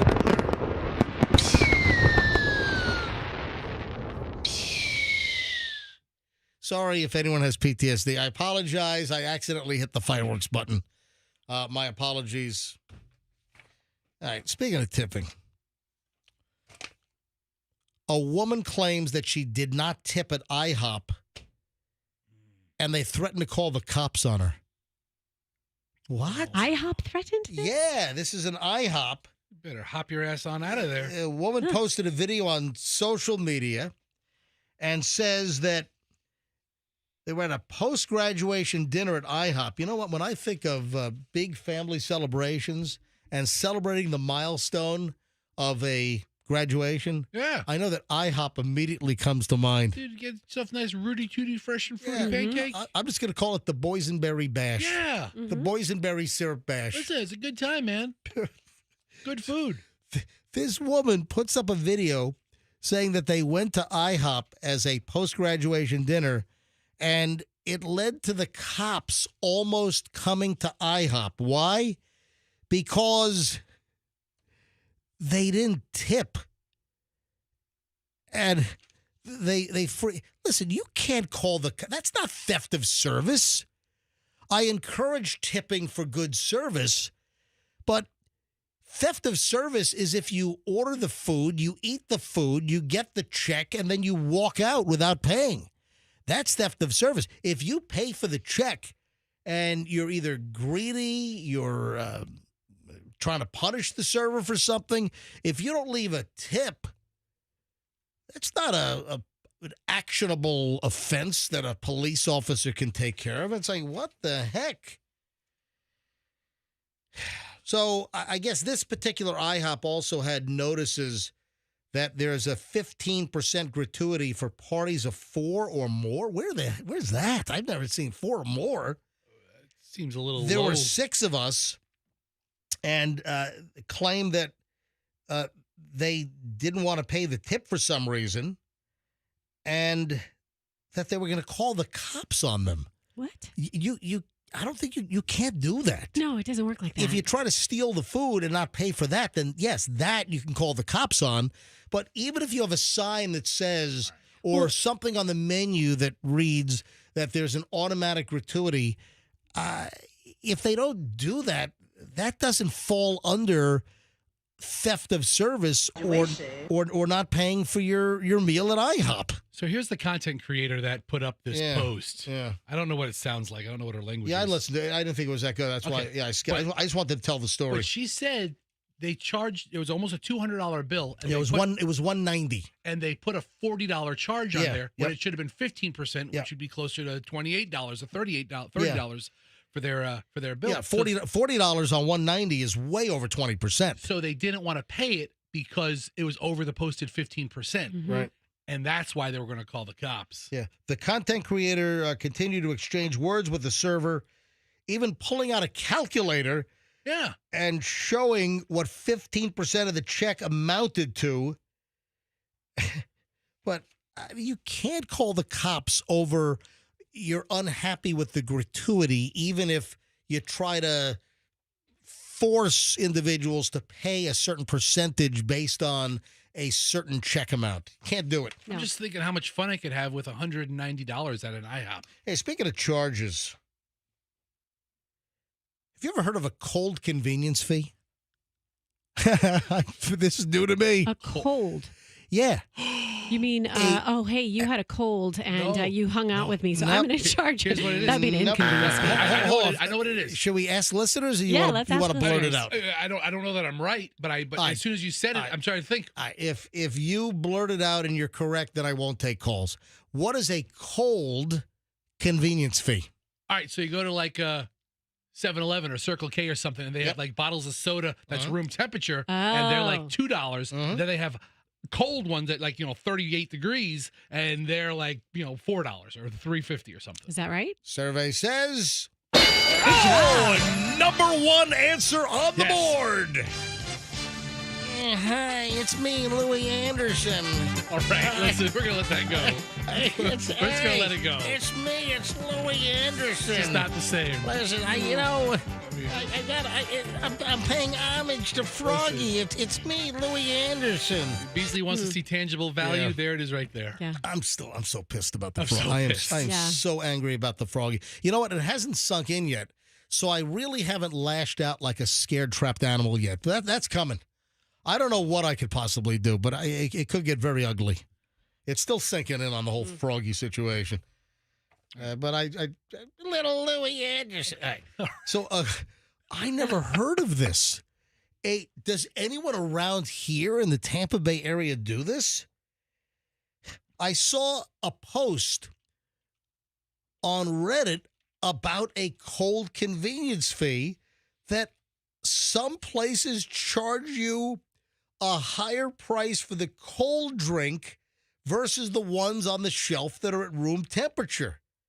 What the effity F? I mean, you go to a convenience store to buy a beverage, you want a cold beverage. I don't want to drink a warm beverage. If I want a cold beverage, and they should charge extra for the cold, that's the cost of doing business. The cost of doing business is selling you the room temperature one. If you want their electric to make yours cold, we're going to have to charge a little bit more. Hang on. I prefer room temperature, by the way. Very European of you. So much so.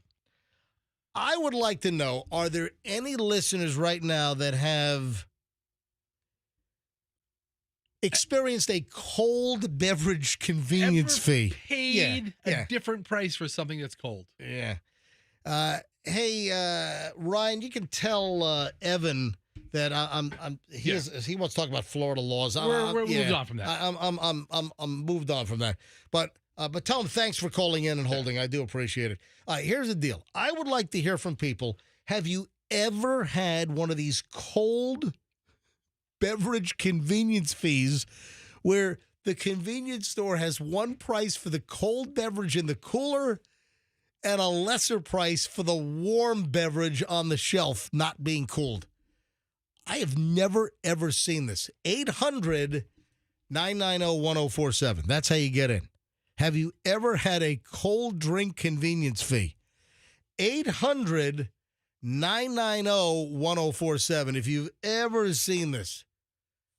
I mean, I don't bust into many convenience stores to buy beverages, but I'm sure we have many, many listeners that do. 800-990-1047. Has anyone ever experienced this? Yes or no? All right, phones are already ringing. Let me grab Sean in Tampa. Sean, hi, you're on the MJ Morning Show. Welcome. I'm going to charge him a convenience fee for a busted-up sounding phone. All right, Sean, go ahead. You broke up. Start again, Sean, start again. Your phone was breaking up. Go ahead. Yes, go ahead. Yeah, Dollar General and Family Dollar do an upcharge. Hold on a minute. Dollar General and Family Dollar have an upcharge for cold versus warm? Yeah, they charge up extra cold beverages than the shelf. Fester, you go to Family Dollar you go to Dollar Tree. I go to Dollar Tree. Yeah. I go to Dollar Tree where what is the upcharge? How much if you want a 20-ounce Coke or something? What is the difference between cold versus warm? Between 25 and 50 cents I've seen. I have to admit I wasn't expecting Dollar General. When are they going to start doing that to beer too, huh? Oh yeah. Yeah, I want some warm beer. Well, I got to, man. Years ago, man, you had my grandma crash into the MJ's Crapateria and Laundromat. That was about 2004. Do you remember that? Yeah, I drove through it with the old lady. Yeah, Fester was in the car with her. Oh my! Your grandmother was in an elderly hit the gas instead of the brake reenactment in our parking lot. That was my grandma Louise, man, and we had a great time that day, man. It was awesome. I'm an everyday listener too. Oh, tell Louise we say hello. How old is Louise now, or is she no longer with us? She passed away in 2005, actually. So that was like one of her last hurrahs. Son of a bitch! Yeah. Hold on a minute. She died. I remember that old lady. She died shortly after our parking lot stunt. Yeah, it was really crazy. We had a week where she died, her son died, which was my wife's dad. She went right after him, and then my dad was 5 days later. It was a crazy week. Oh my God, I'm sorry to hear that. But right, well, we only affected one of those, right? Yeah, exactly. Okay. She had a blast, man. She talked about that. She would light up like high beams when she would talk about that. I don't want to hear my grandma's high beams being on. I do. Well, I was going to talk about Roxanne's feet next, so. Goodbye. All right, thank you. Thank you, Sean. Thanks, Sean. All right, before I go back to phones, and every line is jammed here, the convenience store cold beverage convenience fee. Fester, what was the deal with Grandma? Was it one of the? It was a hit the gas instead of the brake, and it was a laundromat. Oh, that's right. I called a laundromat guy who had just a whole bank of machines that he wasn't using anymore. Yeah. So we had like 4 washers, 4 dryers, and we smashed into them. Wasn't it a story where I think an elderly person here in Florida hit the gas instead of the brake? Hit the gas instead of the brake. Another old fart makes a big mistake. And it must have been, what year did he say? 2000? If she passed in 04 or 05, it must have been early 2000s. But we're like, to make it really authentic, we need an old person. And then she called up. Right. Hello. So an elderly person must have hit the gas instead of the brake and drove through a laundromat. And then we recreated a laundromat in our parking lot over on Gandy in South Tampa at the other radio station. And instead of Fester just driving through the laundromat that we recreated, we got it. I don't know if I drove or she drove. We must have solicited. We needed elderly grandma. Who's the oldest person we could find? And you just heard Sean. It was like the highlight of her life. Mm-hmm. She loved it. It's probably one of the greatest events ever in the history of her. How old do you think she was? When do you remember? You were in the car with her. I vaguely remember she might have been, I don't know, 200. She was an old ass lady. All right. Back to the phones. Tammy in Wesley Chapel. Tammy, tell me about convenience store chilled beverage convenience fees. Well, I live here now, and I've been here for over 20 years, but I grew up in Ohio, and we had a lot, which I don't see those here in Florida. You have drive-through, where you can buy drinks and chips, but there are some beverage barn kind of places that you drive through. Kind of like that. Yeah. In North Carolina, just south of Virginia Beach, right across the border, like Nag's Head and Moyock, you had some places like I think they were called Brew Through, where you drove. Yeah, they were like beverage little places, and I don't see them much here. There's a couple. And, I have seen a couple, but it's very rare. But up in Ohio, it's like, you want every couple corners. But they had those where if you wanted, like even a case, like of Mountain Dew, you could get a case hot, or you could get a case more normal temperature. It depends on the weather. And then you could get a case in the fridge, and you had to pay extra. And I think it was for beer and everything. And you could pay extra. And I don't know how much the upcharge was, because that was a very, very long time ago. But it was really weird. Like if you didn't care and you wanted to go home and just chill it yourself, you just buy the hot. But if you were in a hurry or having a party and you wanted the cold, you'd pay the upcharge. Wow. And I always thought that was like in a lot of the grocery stores, because like even Walmart, you got the cold section, and then they... Yeah, but there's not a price difference. Oh, I've never looked. I just assumed, that there was. Yeah. But I've never seen this in my life. But hey, Tammy, thanks for phoning in. I appreciate it.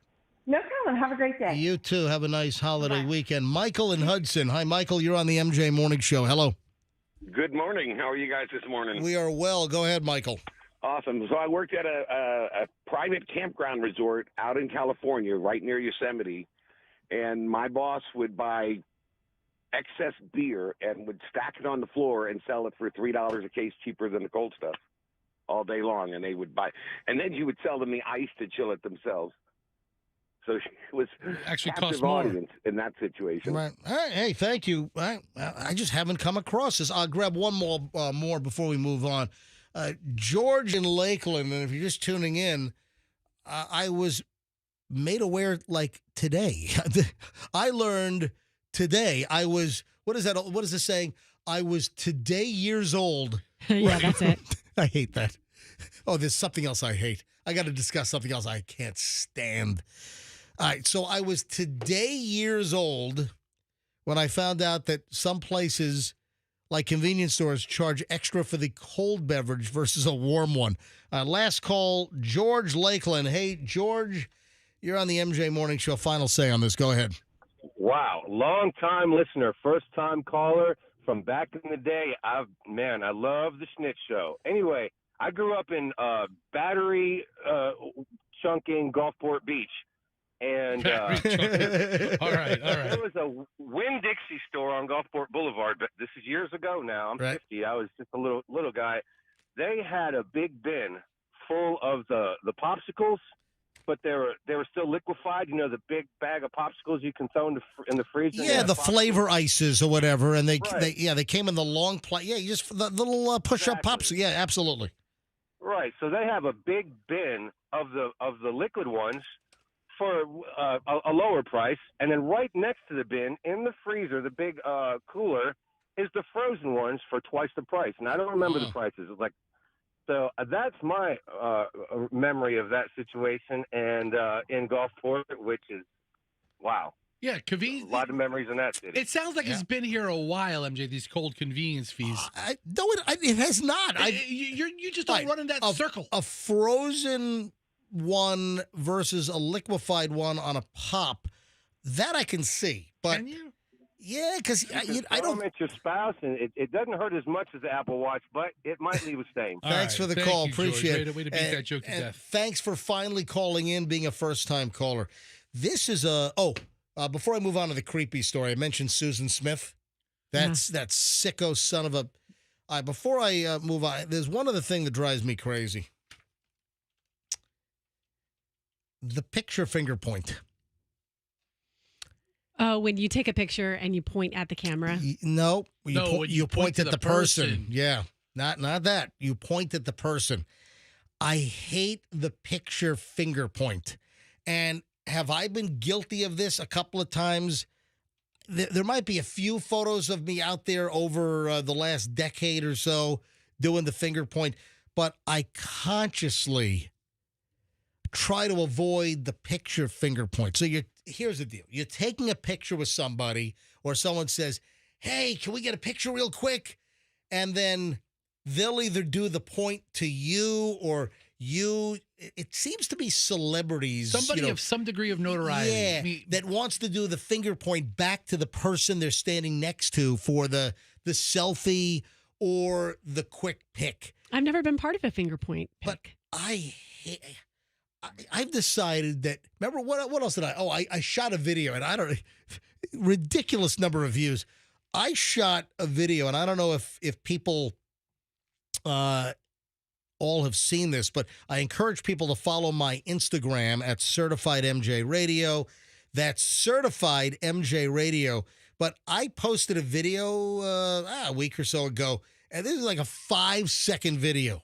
And this is another thing that really pisses me off. So hang on, let me bring up the audio here. All right, here we go. Listen.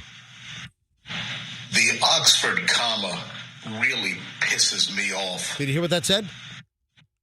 Yeah, we heard that. Oxford comma. The Oxford comma really pisses me off. All right. It does. I hate the Oxford comma. I never learned it that way. The Oxford comma, by the way, is if you list numerous items and you'll do like Fester, comma, Froggy, comma, and Roxanne.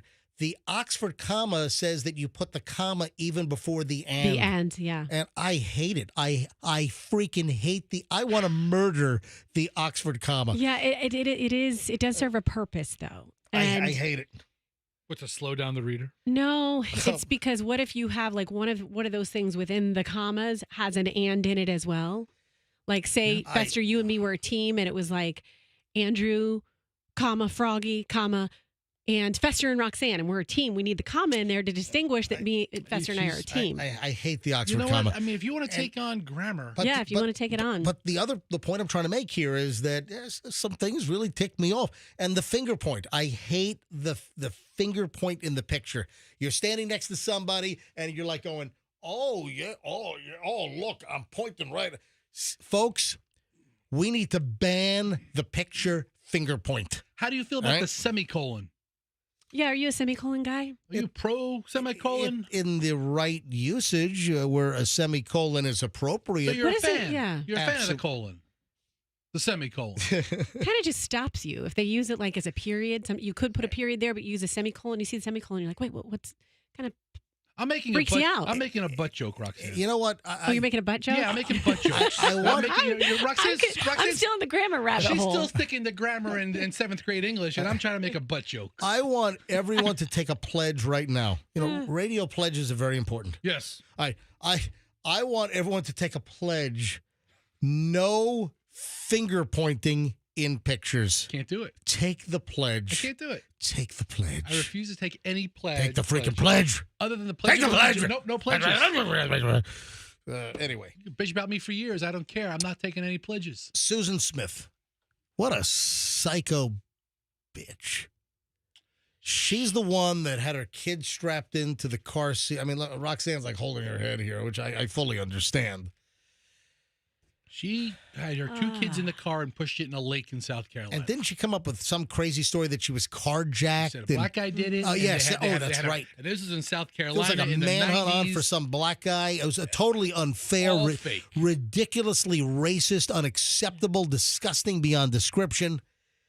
Susan Smith is preparing herself to get out of prison. She didn't get life? She's got, I guess, a parole hearing coming up. And listen to this story. Susan Smith, who had her kid strapped into the car, rolled it down a boat ramp into a lake in South Carolina. This is back in 1994. I mean, shocking.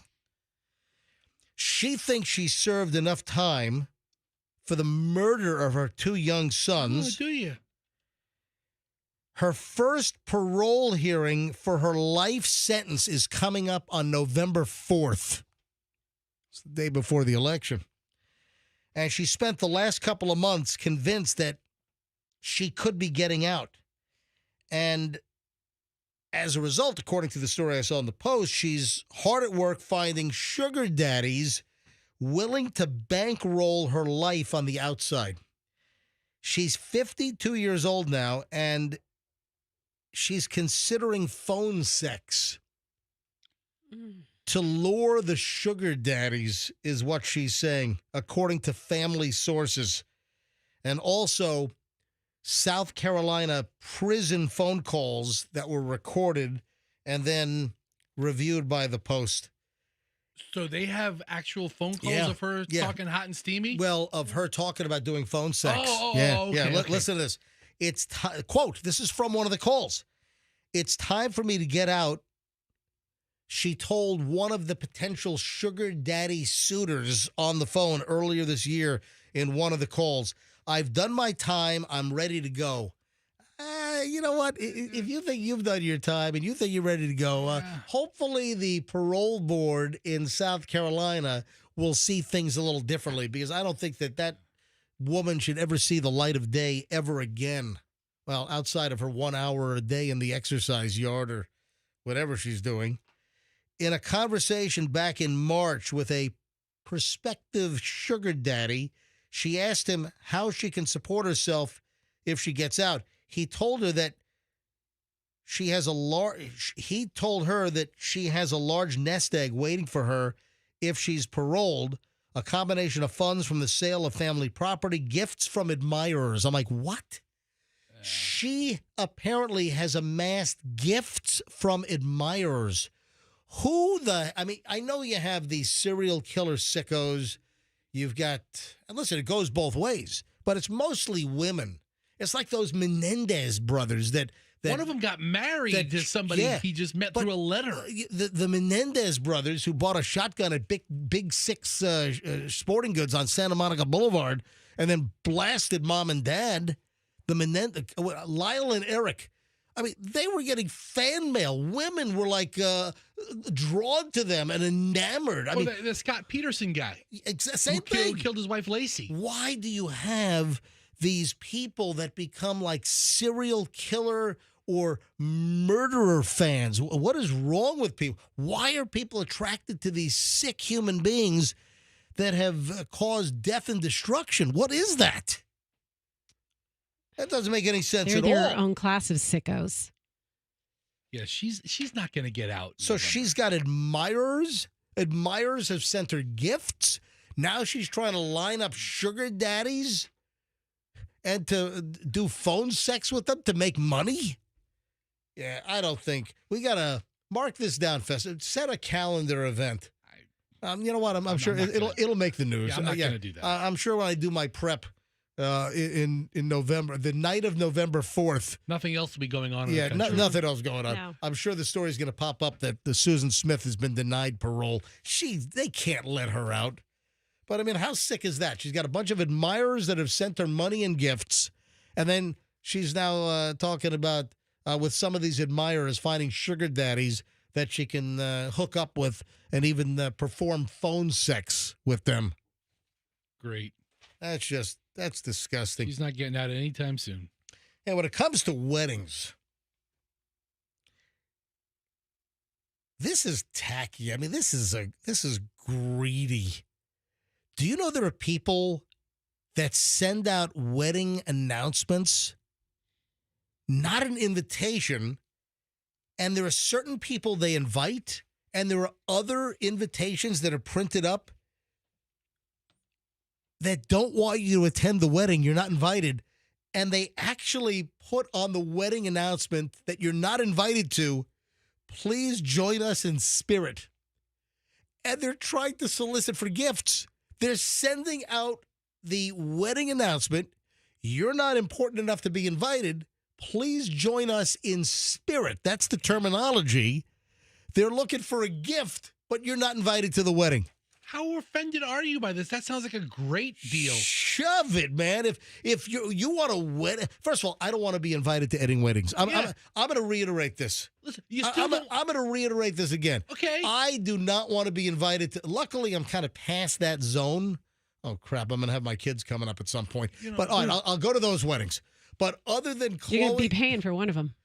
Well, it depends. Yeah, that's your job. Daddy? I want everyone to know that I will go to Chloe's wedding if she ever gets married. I will go to Julian's wedding if he ever gets married. But I don't want to be invited to anyone else's wedding. No one else. And in reality, nobody wants you there. Well, you know what? Yeah, I mean, let's just call it what it is. You know what? That is a mutual arrangement that I'm happy to abide by. Can we just invite Michelle? Yeah. No? Oh, damn it. They both don't come. But listen to this. This is like a total, greedy, grifty. This sounds like it's right up your alley. But this is nervy. No. It sounds like they're doing you a favor. I don't want to be invited to the wedding, but if you don't go to the wedding, and especially if you're notified that someone's getting or getting married and you're not invited to the wedding, and you get one of these, please join us in spirit, and they're looking for a gift, no bleeping way. I don't know. I'm not that no mad freaking way.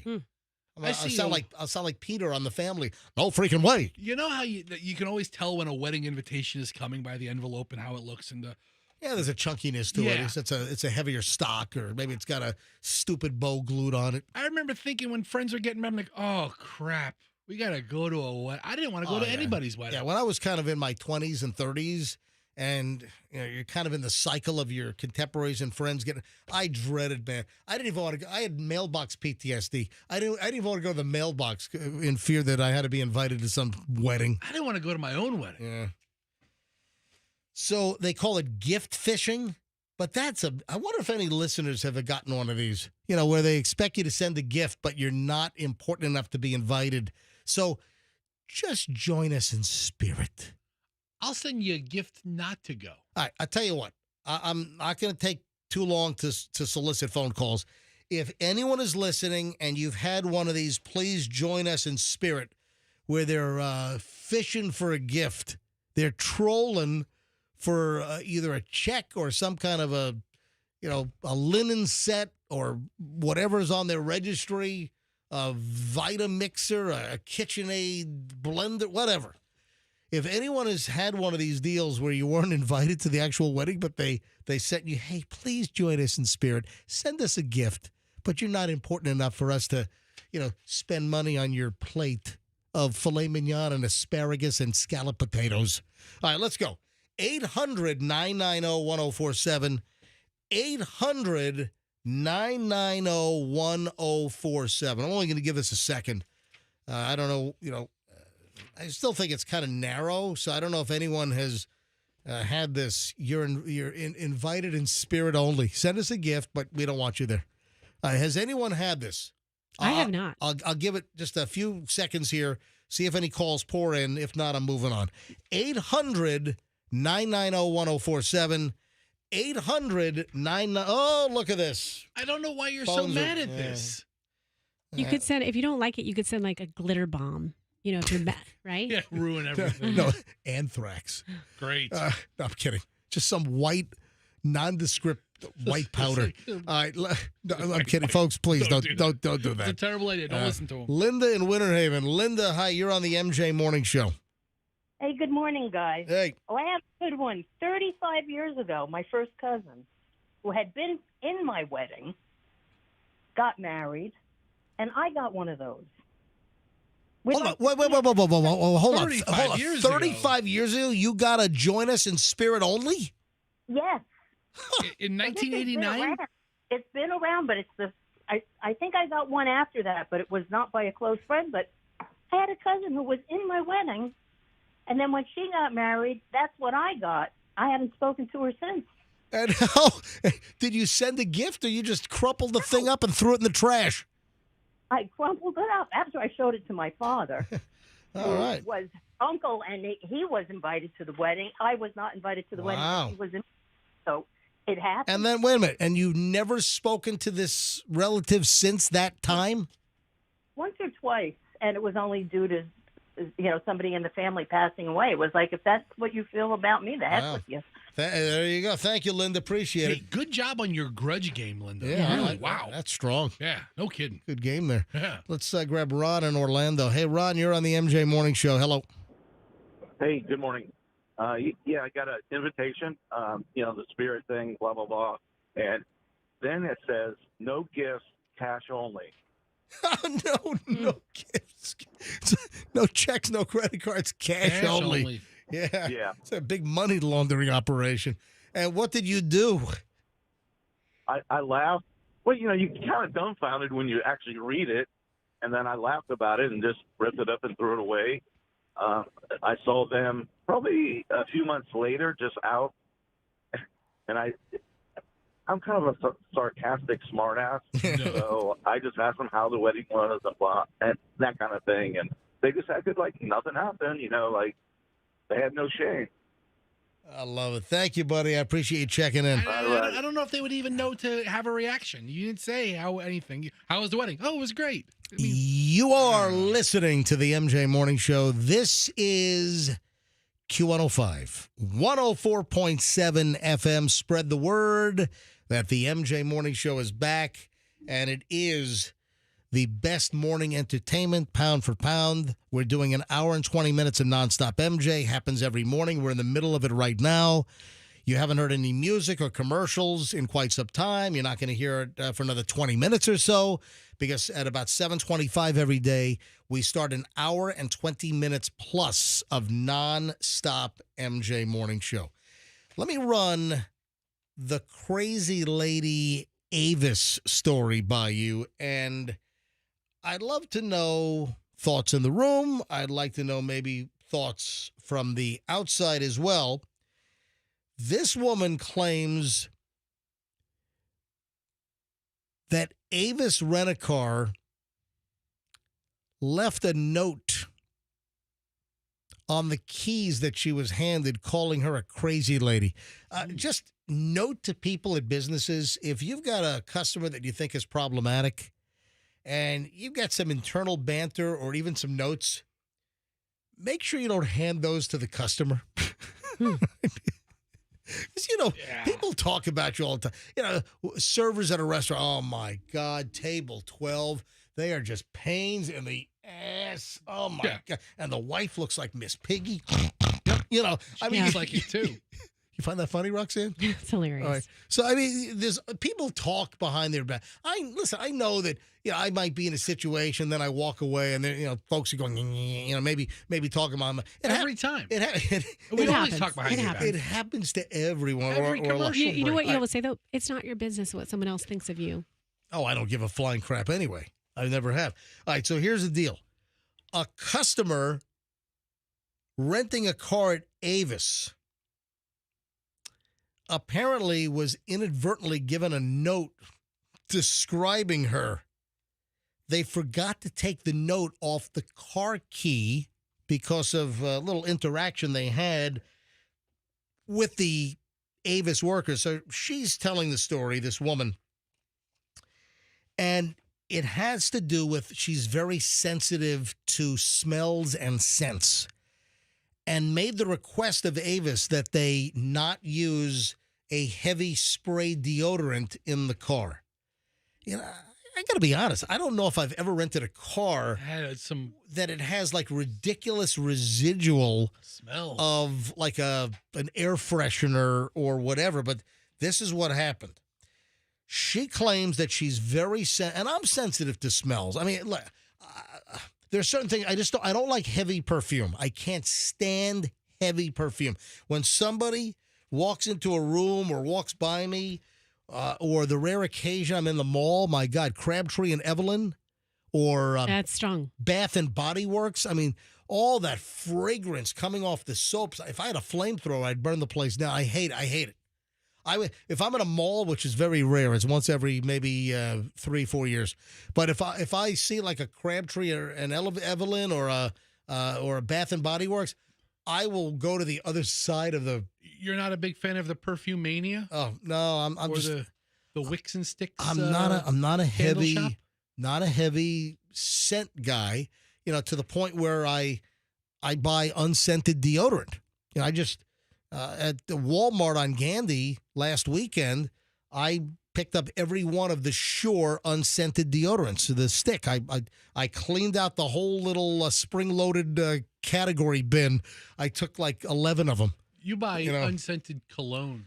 I don't wear cologne. It's water. I don't wear cologne, and I use unscented deodorant because I just don't like a lot of the perfumey fragrances.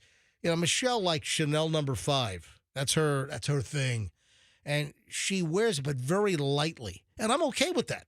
Michelle knows how to apply perfume for a nice light dusting without like a douse job. I can't stand perfume douse jobs. So back to Miss Avis lady here.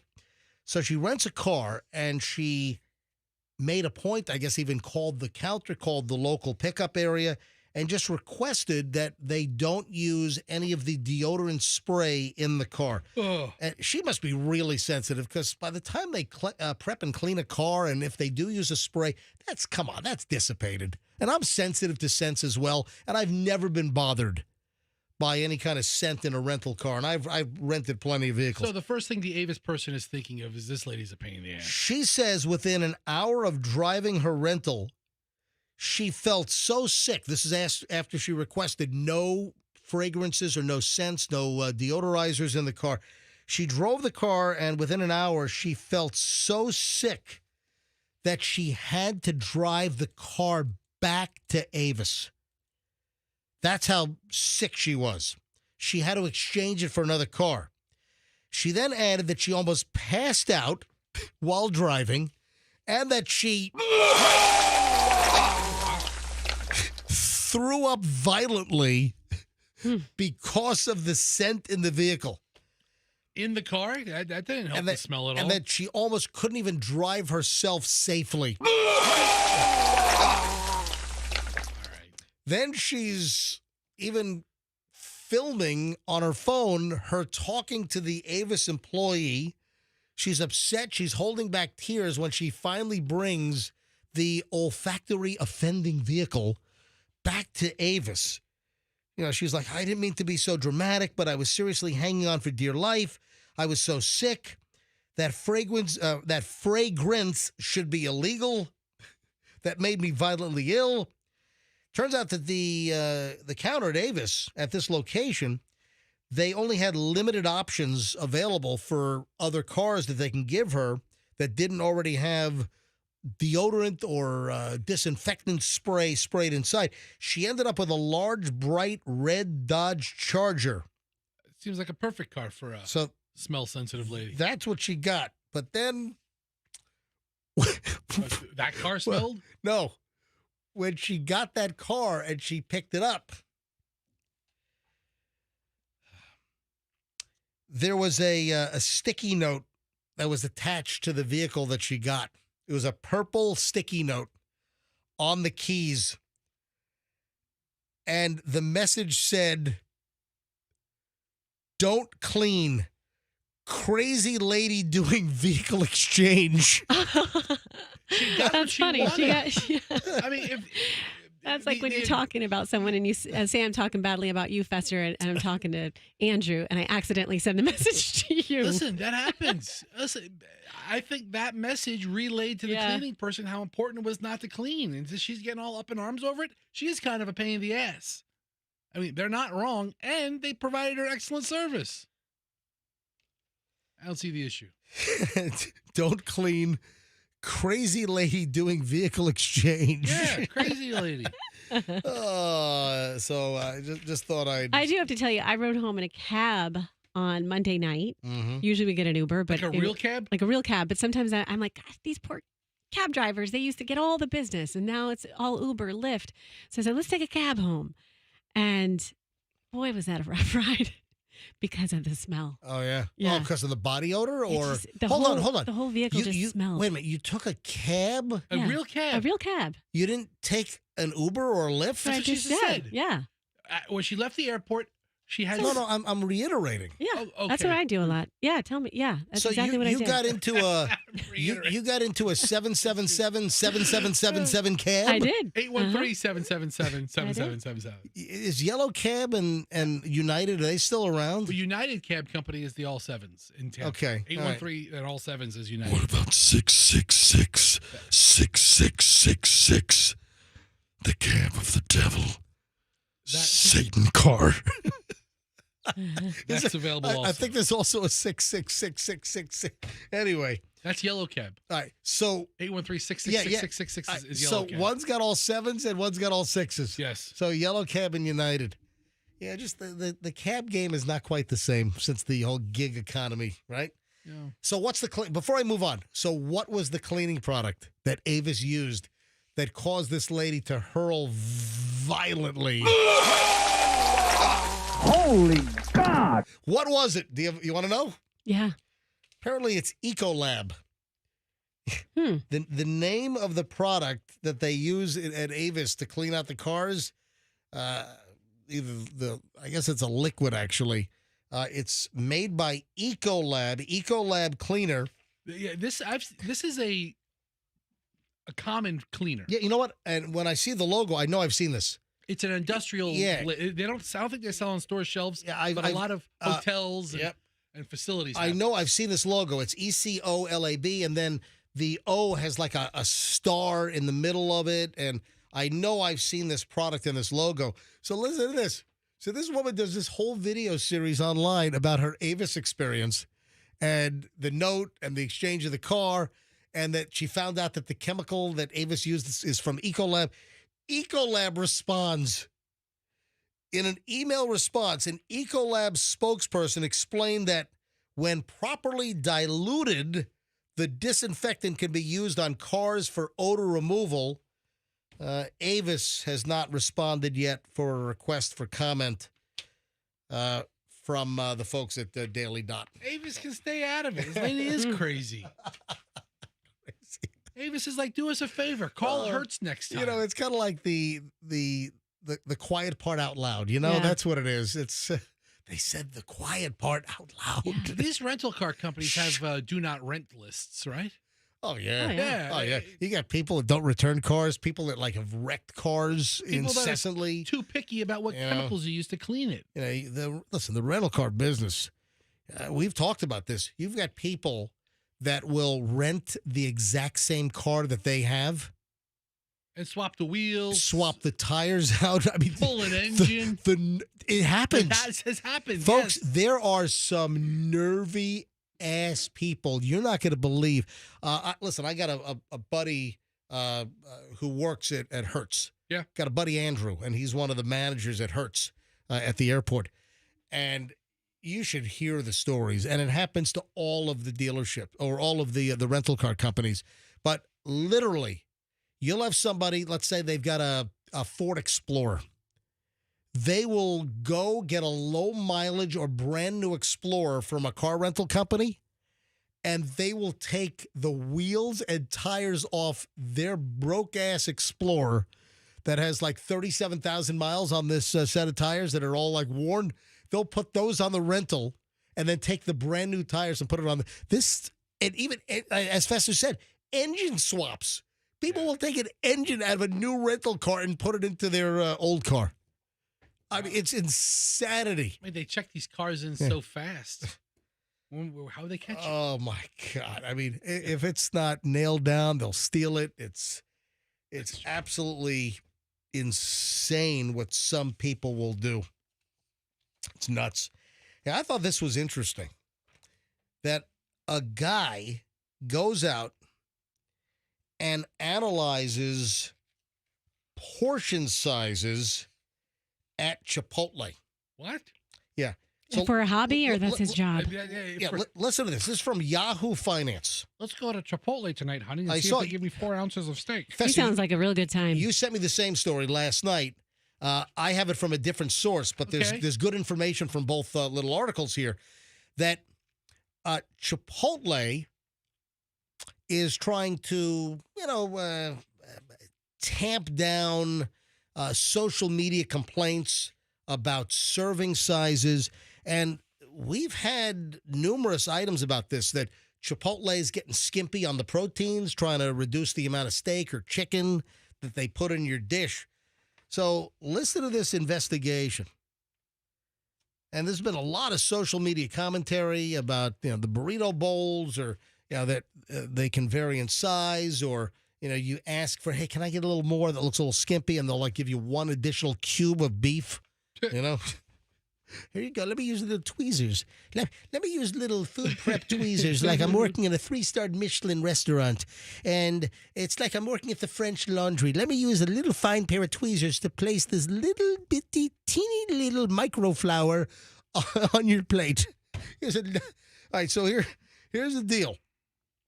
Attempting to put the whole Chipotle's food amount and the template for how much you should get, to try to put the whole debate to rest. There was recently an analysis. I guess Wells Fargo. Okay. Wells Fargo's they have a securities division, stocks and bonds and wealth management, etc.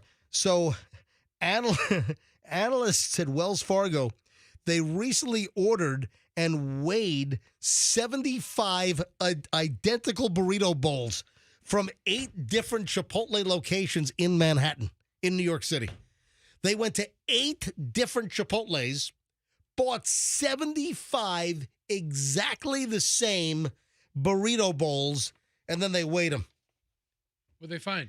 They can vary up to 87% in weight. That's how varied the burrito bowls were. Well, he made his point. Oh, 87% seems like a really, really high number. Yeah, it seems like it. The consistency of Chipotle's portions varied widely, with some locations selling bowls with identical orders that weighed roughly 33% more than other outlets. The heaviest bowls weighed as much as 87% more than the smallest ones. So that means that you might get a burrito bowl from one Chipotle that is nearly twice, double the weight of another bowl. I also think there's like a lighter hand when you order things to go. Like if you order a catering job, sure. or they know they're not going to see you Yeah, again. if you're standing in the line like at Chipotle and all that stuff's right in front of you, you can also give them a nudge. Oh, can I get a little more lettuce on that? A little more rice? You know what? Can I get a little more chicken on that? And for the most part, they will, and not pull out the micro greens tweezer to place one little speck of additional beef in your bowl. I have a funny micro story. Oh wow. Let's go. If Froggy were That's here, what I'm telling it. he would say micro penis. Yeah. So Yes. that's exactly what it's related to. So we were playing on our trip. We were playing board games. Yeah, Froggy would say micro penis. I'm going to Al Pacino. Okay, all right. We're gonna retire that too for a while. Go ahead. So we're on the vacation. I'm trying to keep Froggy alive. Okay, Yeah, I'm doing everything I can. Let's make a Froggy soundboard. So we're playing board games, and it was this game where you have to give clues to the word. It wasn't taboo, but it was taboo-like, where you have to give clues to the word, but you can't say the word to get someone to guess. If the word was micro, then So the game's taboo. It was like a dirty version of that, right? And the word was micro penis, right? And so my friend is giving me the clues, and I guess it instantly. And the guys are looking at me like, how did you guess that? And I'm like, that is a regular vocabulary word on my morning show. Well, it was. Yeah. Yeah. And listen, I'm working diligently. I hope so. To bring Froggy back. I think that the economic loss to the morning show and the radio stations gonna far exceed the measly money that Froggy was making. It's And listen, and you volunteered to pay him out of your own salary. I did. I volunteered to take Froggy's salary out of my salary, which is also measly, as far as my historical radio days go. And I offered to peel off the cost of Froggy and, the bean counting weasels here wouldn't go for it. And I'm told there's an explanation. There are employment reasons, and I'm still waiting for the explanation, which has not been given to me. Can we be the MJ Morning Show with, MJ, Roxanne, Fester, and Froggy sponsored by, Marlboro Lights? Yeah. I was supposed to get the answer on that yesterday because I've been pressing and pounding. And then apparently our general manager, Ron, had a dental emergency. So the whole dental emergency trick to get out of giving MJ a fair and reasonable explanation. What if we changed Froggy's name to Powerade and get, Powerade to sponsor him? I tried that. Dude. You know what? What if we made a NASCAR? We'd make him wear a T-shirt every day that has, Guess what? You're laughing at that. I'm trying to be brainstorm. That's what I'm trying to do. This is another one of the presentations. So I spent all last week trying to change the company's mind about jettison. I mean, it's like, I've got a team here. I mean, it's like a car with four wheels, and corporate just unilaterally just snap one of the wheels off and imagine just scraping the axles going, sparks are flying everywhere. I feel like a wheel is snapped off. So that was one of the things I presented. All right, how about if I peel off Froggy's salary off of my paycheck and I cover Froggy? No, that wasn't acceptable. What if I get sponsors to sponsor? What if I could bring in some new business? Froggy is brought to you by whomever. You name it. Yeah. Lucan's Wine and Spirits. That'd be great. Froggy brought to you by MD Marijuana Now Medical. I don't know. Let's go. That's a perfect tie-in. Yeah, Ganja Now. Is right? that the name of one of the dispensaries? If not, we should start it. Ganja Now. Mm-hmm. Yeah. Ganja King. All right. The whole situation sucks. Seriously, I tried to even come up with what if I got Froggy sponsored? Froggy on the MJ Morning Show, brought to you by Ganja King. Or someone. Seriously. Fester, I tried that. I tried everything. Bastards. I tried everything. Is the Ganja King account available? Can we get it? What time is it? 8:48? All right. All right, when we get back, this, by the way, brings to an end an hour and 20 minutes of nonstop MJ. Actually, over an hour and 20 minutes of nonstop MJ. Hey, when we get back, I want to discuss a load. I want to discuss a cart load. Oh, because I was thinking of specific people. I don't know if this is true. So I want to know, is the cart load theory... What are you laughing at? What are you laughing at? What was the one thing you said you had a big problem with earlier this segment about the finger point? Yeah. Ryan, right. The guy filling in for Andrew. And I said that I've done it occasionally. What did I say? No. Look at it. Listen, Look at MJ finger pointing Ryan. Right. But you did it last week. No, that was a year ago. Oh, man, you used to do it. Listen to me. I said, when I talked about I hate the finger point, I said on the program, I said that I'm guilty of doing the finger point occasionally. Oh, you're guilty of sin. And I said I'm angry. I said I'm angry at myself that I have done the finger point in the past, and I will never do the finger point again. It kind of happened subconsciously. Guys, I'm not a hypocrite. I'm not saying that I hate it and I never did it. When I talked about the finger point, where people will be in a picture doing the finger point at somebody, Fester. You look like such a tool. I admitted. Finger point, no listen way. to me. I admitted All right, fine. that I have done it in the past, and I hate it. I'm a little backed up on my text, and I just saw this one on the list. Hysterical. I'm not someone that tried to say I never did it. I said I hate the finger point, and unfortunately, I've done a few finger points. And I wish I hadn't. I am never doing a picture finger point again, where you're standing next to somebody and you're giving them the, ooh, never doing it again. There are a few of them of me out there somewhere, and they're out there. Just found one. But I hate it. I'm being honest, and I disclosed fully prior. All right, so the shopping cart load thing, this is interesting, and I want to know if this is true. Also, I have an Amazon question, and then, do you know what upflation is? Upflation. Sounds like it's going to cost more, whatever it is. We're seeing this everywhere. And the meats at Costco, I've always been told, I don't know if I've ever purchased meats at Costco, but I've had meats from Costco, and they're typically good. Yeah. But, you'll hear from people that, oh, man, the beef, the meats at Costco are really good. But there's something that I didn't know about, and I don't know if this is true, but there's an interesting story about meats at Costco that you really got to hear, and we'll get to that in a second. And also, if you're a guy, be very careful with hair removal on your junk. Always. Got a burn story here. We'll some good information coming get up. into. Oh yeah, damn right. We've got some good information coming up. We got a lot.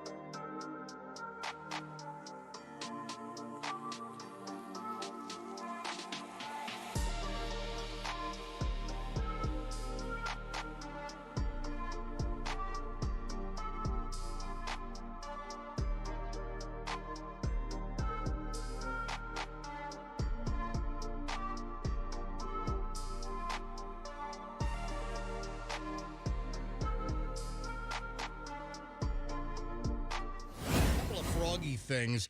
And I've had some, the management type say, you know what, you did the Froggy stuff, move on. And listen, I can't just move on from a 25-year relationship.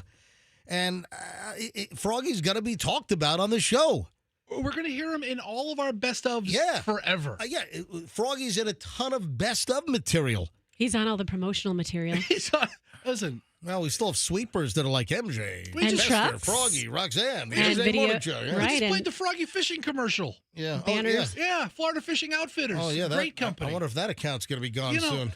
Hey, it's Fester for Florida Fishing Outfitters. I hope not, man. Fester's never picked up a fishing rod in his life. I'll start. Where's that business going to be moved to? Hey, Roxanne Wilder for Florida Fishing Outfitters. Yeah. No, listen, man, this whole for, thing sucks. Yeah. And I'm sorry for my friend, and I'm sorry he's going through this. But good morning, MJ Morning Show. This is what, Barry and Brandon. Hi. Hey, MJ, how you doing? Doing fine. Listened to your show for a while, and I was listening to your bit about Froggy, and I heard that you've tried everything, but I had a suggestion. What about reaching out to the public and get a petition to bring Froggy back? You know, the power of the people does wonders for things. I mean, maybe if you put $5 on each signature. Oh, maybe if we have like campus protests and sit-ins. Oh, set up a tent city in our parking lot. What if we sit in the lobby? Because he is an integral part of the show. Oh, I agree. Yeah. So, I just, like I said, I was listening to the show and heard, and I thought, let the people speak. Yeah, I would invite tent cities to be erected in our parking lot.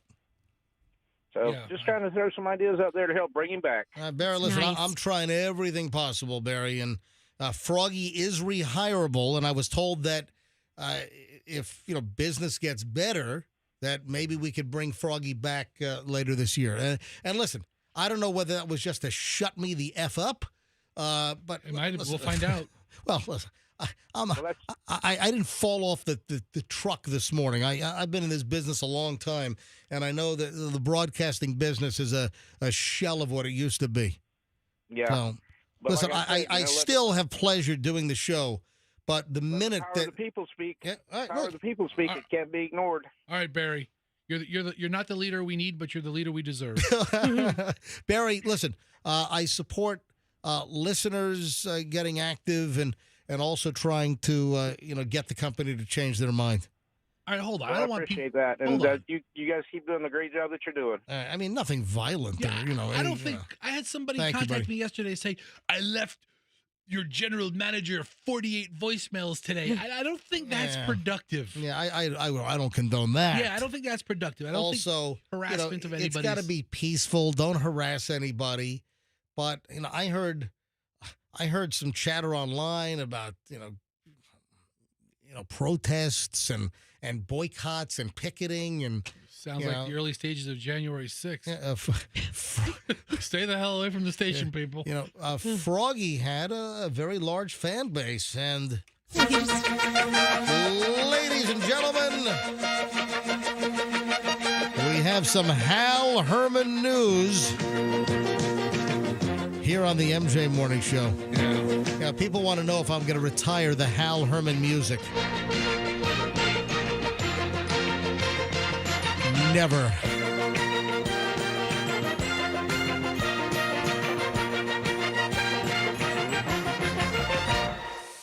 Fester, what is the Hal Herman update?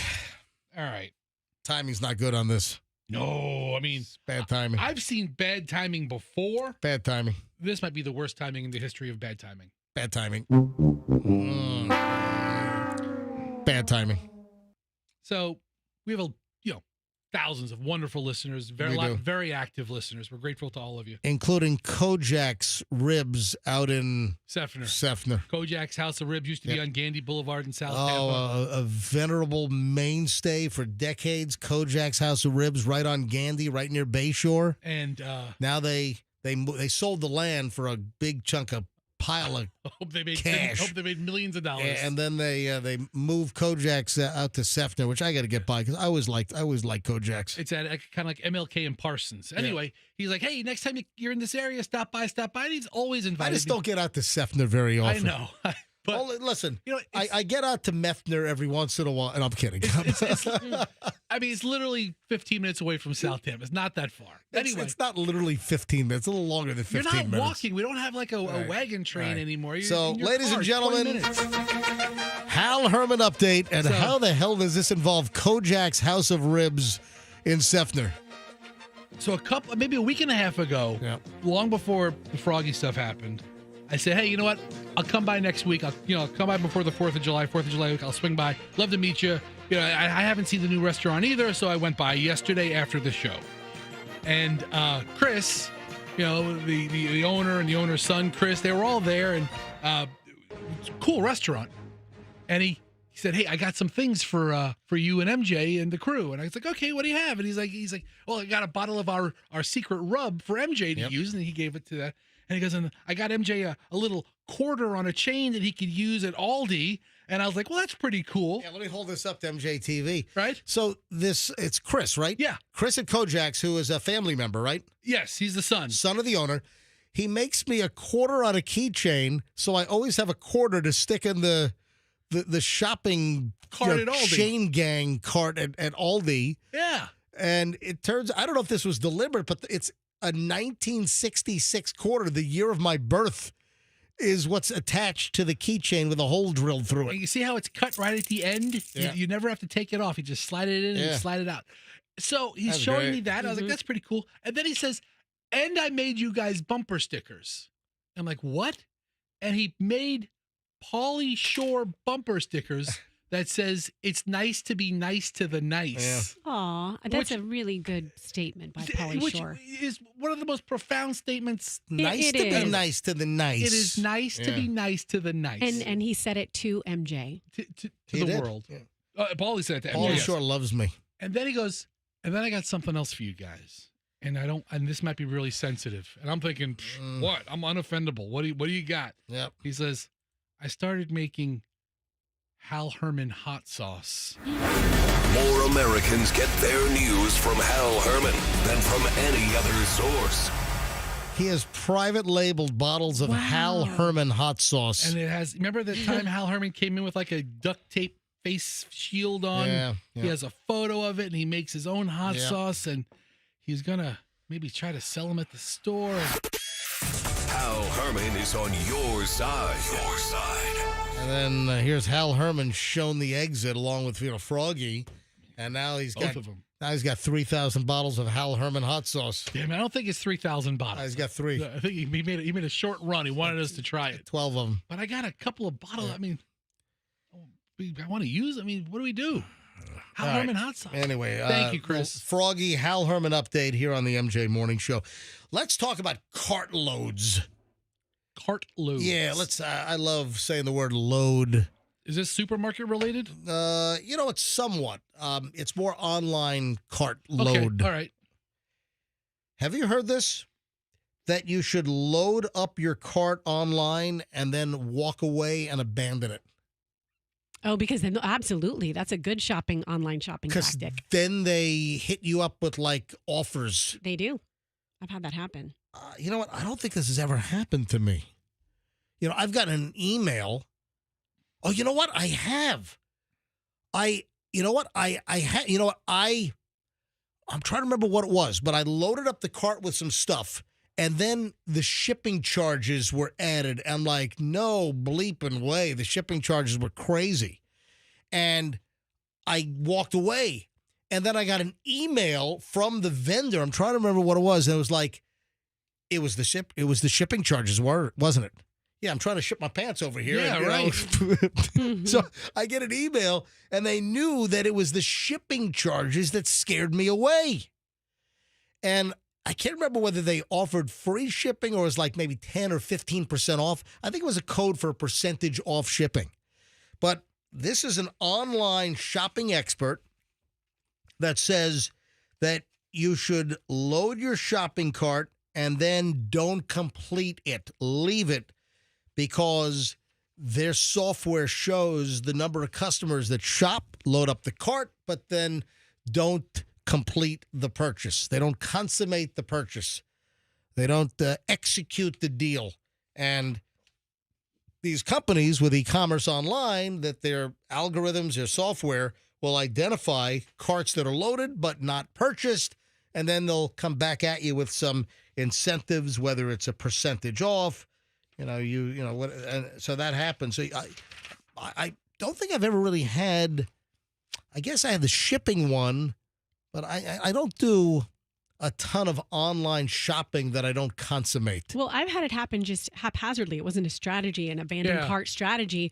I'll just be doing one thing and then on to the next and log out. And then next thing you know, you're getting an email with that item reduced. I tell you what, let me grab a couple of calls here, and MJ Morning Show listeners, call to action right now.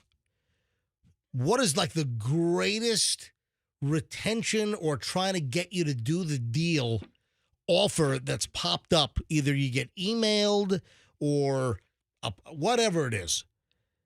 Any listener that had stuff in their cart, or do you play this game? What is the best that's ever happened by loading up the cart and not checking out online, and then they're showering you with offers all of a sudden? Any good stories out there? I'll grab one or two. And I need this to happen quickly so I can move on, because I got Julian coming in. Has he landed? No, he hasn't landed yet. I got to pick up Julian at the airport right after the show. LaGuardia to Tampa on Delta 2531. He is on a Boeing 737-800. I'm tell you right now, that plane is 22 years old. Hang on, let me hit more info. That plane is 24 years old. But Delta has redone the interiors on most of the 737-800s, so it is the modernized luggage bins and the upgrade, nicer seats. Oh, speaking of luggage bins, we were all concerned. Did you hold on? Julian's plane, by the way, lands in where the heck is it? Julian's plane lands in like 45 minutes. Okay, we were all wondering. Well, you have to be a wise ass about it. We were genuinely concerned what kind of luggage bins were on his plane. Like, oh my gosh, I hope the kid has the updated luggage bin. Julian lands in 39 minutes at Tampa International. So But you can confirm the luggage bins are the newer ones? You know that for sure? No, I've been on a number of Delta 737-800s, and they've upped. But speaking of luggage bins, please, more. Did you see the passenger that was thrown into a luggage bin? The turbulence? It was a foreign flight. It was like, bring that story up. It was foreign, and I kind of looked past it. Yeah, I mean, I kind of skip a lot of foreign stories, but this is crazy. This passenger during extreme turbulence, which injured a whole bunch of passengers. 40 people injured. Oh, the ambulances were waiting once they landed? Yeah, bring this up. I got so comfortable in my seat when I was flying back from Europe, and I almost... Wait a minute, you were drugged out on Xanax. Yeah, I was. That's what I'm saying. I was very comfortable. You were all pilled up. Yeah, I was. And I was like, the seatbelt is going to bother my... And then I said, no, Roxanne, put it on, because you never know. You could be zonked out and hit some bumps and boom, boom, boom, boom, boom, boom. Roxanne, how are the luggage bins? You mean where my feet are? How are the amazing? Luggage, the up atop? The luggage bins, yes. So I didn't put anything there. I put all my luggage underneath my feet. It was awesome. Okay. Like you have all this space. So you pilled yourself up on Xanax while flying to Europe. And back. To Italy and back. Are you going to find yourself incorporating Xanax in your daily life? Like your kids are a nightmare. So are you going to Xanax? Actually, my kids are. My kids sat in the studio and did a whole show with you, and they were pretty fantastic. I'm kidding around. Yes. All right. So, but they. We're going to both start taking Xanny bars. Yeah, we're going to for this show. Yes, Are you going to let Xanax creep into? Now that you've used Xanax for travel, are you going to incorporate Xanax in your daily life now? It's so funny you say that, because when I took that was my first time taking a Xanax. I took it on the flight there, and it was so amazing. And I had such great sleep in coach, just like on Doug's shoulder. And so then I said to myself, that was too good, Roxanne. You could be one of those people that gets hooked on Xanax. So I tried to give them away to people. Can't you just bring some in? But no one's taking them. So I've got a couple left. Tell you what, if you want to, if you can't get a script for Xanax legally, just head up to like Suitcase City. Nephi. Yeah. Pick up some Xannies around there, and don't do that. I know a guy. Just see me. I'll help you. All right, we got calls coming in about carts. Cartload. All right, Roxanne in Tampa. Hey, Roxanne, welcome. Hello. All right, go ahead, Roxanne. You're on the MJ Morning Show. So I had built a shopping cart of $203. and I didn't buy it. I let it sit for like 2 days, and then 2 days after that, I got an email saying, here's a coupon for an additional 10% off and free shipping. So I was like, oh, okay. Wow. So I go in to do my shopping cart and check out. But then I noticed that my total was more than $203. It ended up like, I don't know if there was a sale that went away or what. Right. So I call the company and I'm like, hey, so when I built this shopping cart, it was $203. Now it's $220. What's the deal? And they were like, oh, we're so sorry. Here's an additional coupon code for $25 off. Oh, wow. That's cool. So it ended up being even $2 cheaper, right? Yeah. Yeah. And you bought your cart. Yeah, I bought my cart. Or was it the same amount? It was a couple dollars less. Yeah. All right. It was a little bit less. It was like $1 and some change less. Roxanne, what was the vendor? What was the website? Cricket, the crafting company. Cricket. A crafting company. Oh. Would you buy like a bunch of when I think of Mod Cricket, Podge or I think of the cheap cell company Cricket. Are they still around? Cricket phones? I think they just. Well, I don't know if maybe they they're are or Walmart not, or but I do like T-shirts and cups and stuff for people. Remember Cricket I buy Mobile? a lot of stuff from them. But you remember Cricket Mobile, right? Yeah. You know what? You know what's even cheaper than Cricket Mobile? Cockroach Mobile. All right, Roxanne, have a great holiday weekend, okay? At Larva Mobile. Let me grab Sharon in St. Pete. Last call on this, Ryan, because I'm running late and I got a lot to do here. Sharon, MJ Morning Show, you're next. Hi. Good morning. How are you, MJ? I am so well. Well, I'm lying. All right, go ahead. My story happened 2 days ago. I was ordering a trash can for my family in Pennsylvania. I take care of my brother and sister up there in the house. I wanted this great trash can, and when I ordered it from Home Depot, I looked at Lowe's, who would be the best, or Amazon. Home Depot, everybody had the same price. Everyone kept on coming back at $75 to ship it. What the heck? So I'm like, no. Oh, wait a second. Why don't they just go get a shopping or a trash can and shop at a local hardware store? Well, both my brothers and sibling, my sister's disabled. Oh. Neither one drive. Okay. There's no car or anything. So I do shop for them a lot online and ship to the house to them. But would it be more effective to maybe use Uber or DoorDash or some of the companies like Instacart or something and have them shop? Wouldn't that be cheaper? I don't know. Pennsylvania is a little different. So the taxes and everything's different up there. So, but anyways, I was shopping, getting the best price. Everyone wanted to charge me $70. Well, one was $70, one was $72, and one was $75 to ship. So I just left it in my cart, went back. How much was the trash can originally? $89. So $89 and then 70 something to ship it? Correct. I'd ship my pants on that So number. All right, go ahead. I know. So anyways, I go back into Home Depot because I'm like, oh, I'm not buying it. I'll wait till, everyone's having sales because of the Amazon's days and stuff. I go back in. Home Depot said they would only charge me $8.95 to deliver it. So I'm like, okay, I'll purchase it. They come back and say it'll be there in 2 hours. Oh, wow. So this past week, I go back in, order it.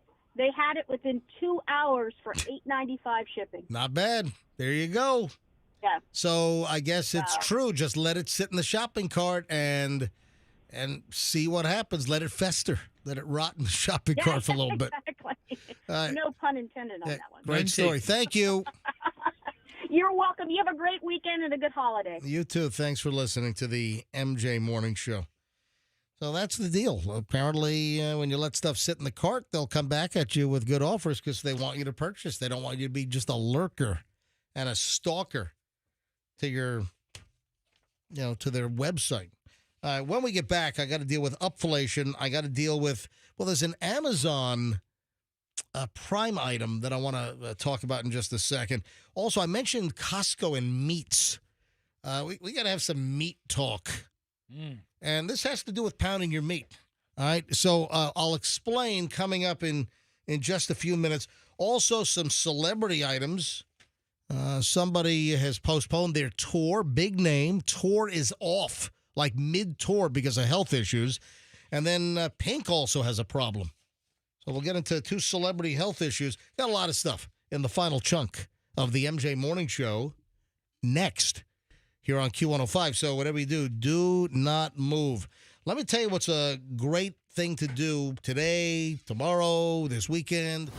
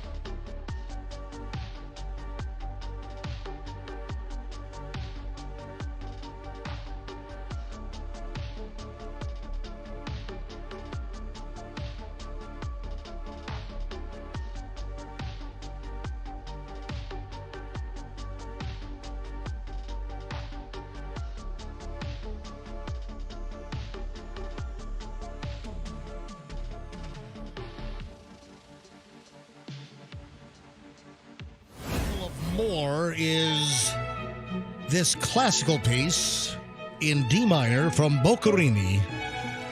I have no idea if it's D minor. And by the way, I'm leaving that little rejoiner sweeper in protest. You know, MJ, Fester, Froggy, Roxanne.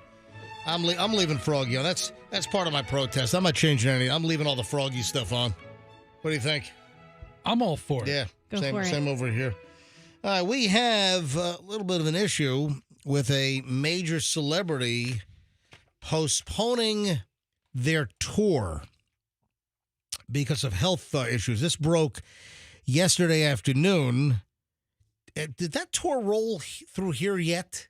What tour is it? Well, let me give you the audio daily double hint. All right, you ready? Yes. Audio daily double hint.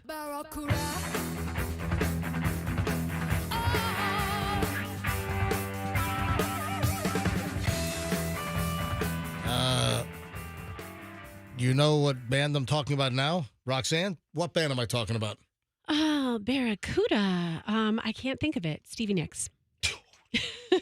Nice. Get out of here. Really? No, I know it's not. When you say it, I'm going to know it. Oh, Roxanne, come on. Do you have any other come on, audio clues?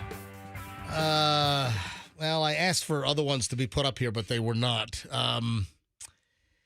Yeah, I can hear Brian yelling, "Yeah, they were." Yeah, that's not one I wanted. All right. How about these dreams? Oh, yes. These dreams. You looked. These dreams. Heart. You looked it up. Yeah, but these dreams gave it to me as well. No, you did. You already said you already looked it up before. I saw no, Barracuda. Yeah, no, you already looked it up before I was going. These doesn't matter. We know heart. Yes, heart. Heart. Thank you. I honestly didn't realize Heart was Barracuda. I mean, I know Heart, but I never thought of them as... That's one of the most famous songs. Well, Barracuda. I'm so young. I just don't know these oldies. Yeah. Ann Wilson, who is lead singer of Heart.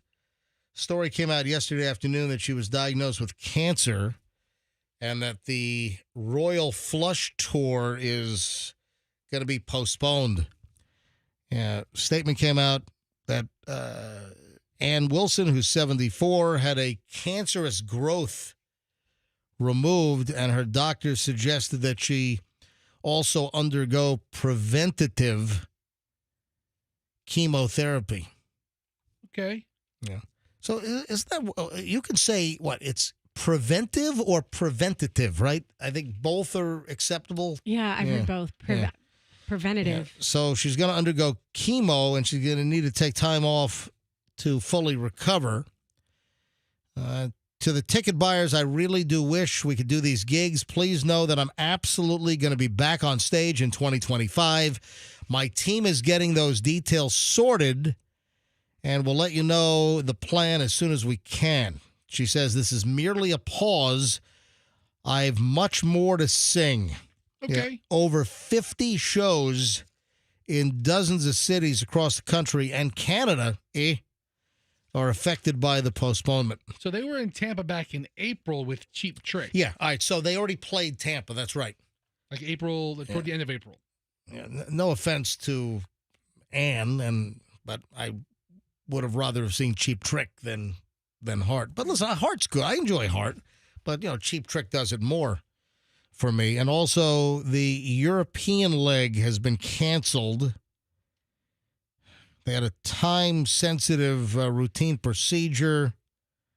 Minimum recovery time 6 weeks, and then I guess her chemo now. All right. So Heart and Ann we don't know what kind of cancer. I did not see where the cancerous growth was. T's and P's, baby. T's and P's. But I clearly wish Ann Wilson from Heart the best. And also, I wish Stevie Nicks, the singer of... She really needs the help. Roxanne, how did you not know immediately? Come on. I honestly never thought of Barracuda as Heart. I've heard the song, but I never thought of them as Heart. You didn't think it was Stevie Nicks, did you? No, but I was just throwing out a chick's name. That's all. Not quite. Not quite the same voice. Not quite nasally enough. No. Yeah. And then Pink. Yeah, on the younger side, Pink has abruptly canceled the show. What happened to her? Said she was unable to continue. Yeah, her show for tonight, July 3rd in Bern, Switzerland, has been canceled on advice from her medical team. Any more information besides I'm unable to perform? I've just heard from my medical team, and I'm so distraught over the Froggy matter. I might cancel as well. I don't honestly see why we didn't take the whole week off. Yeah, right? Well, I was thinking about more than that. Well, hit them where it hurts. Anyway, so do you know how old Pink is? She is 45. You're close, 44. I had no idea Pink was that old. 44-year-old. She's been a big star for a long time. You know what? Now that I think about it, it really goes back to the early 2000s. So she started in her 20s, and now here, 20 years later, she's 44. Raise your glass. I mean, she's had a lot of good. I mean, her songs get in your head, and you sing them, and the hooks roll all day. But she said that her medical team has suggested she cancel due to illness concerns. Again, very vague. She posted on Instagram yesterday, "I'm so sorry that I have to cancel my show in Bern this Wednesday. I do everything I can to ensure I can perform for you every night, but after consultation with my doctor and exploring all options available, I've been advised that I'm unable to continue with the show tomorrow." And there is a rumor going around that an unborn twin that was underneath her shoulder blade popped out. Whoa. So, Trying to think of a joke here. Funnier than that. Yeah, I don't think there's anything that you can top that with. No, I'm sorry. No. Hey, listen. Pink's new song, "Give Me Just a Reason." Have you heard that? It's no. like one of my favorites. Listen, I probably have. I just don't recognize the title. Just give me a reason.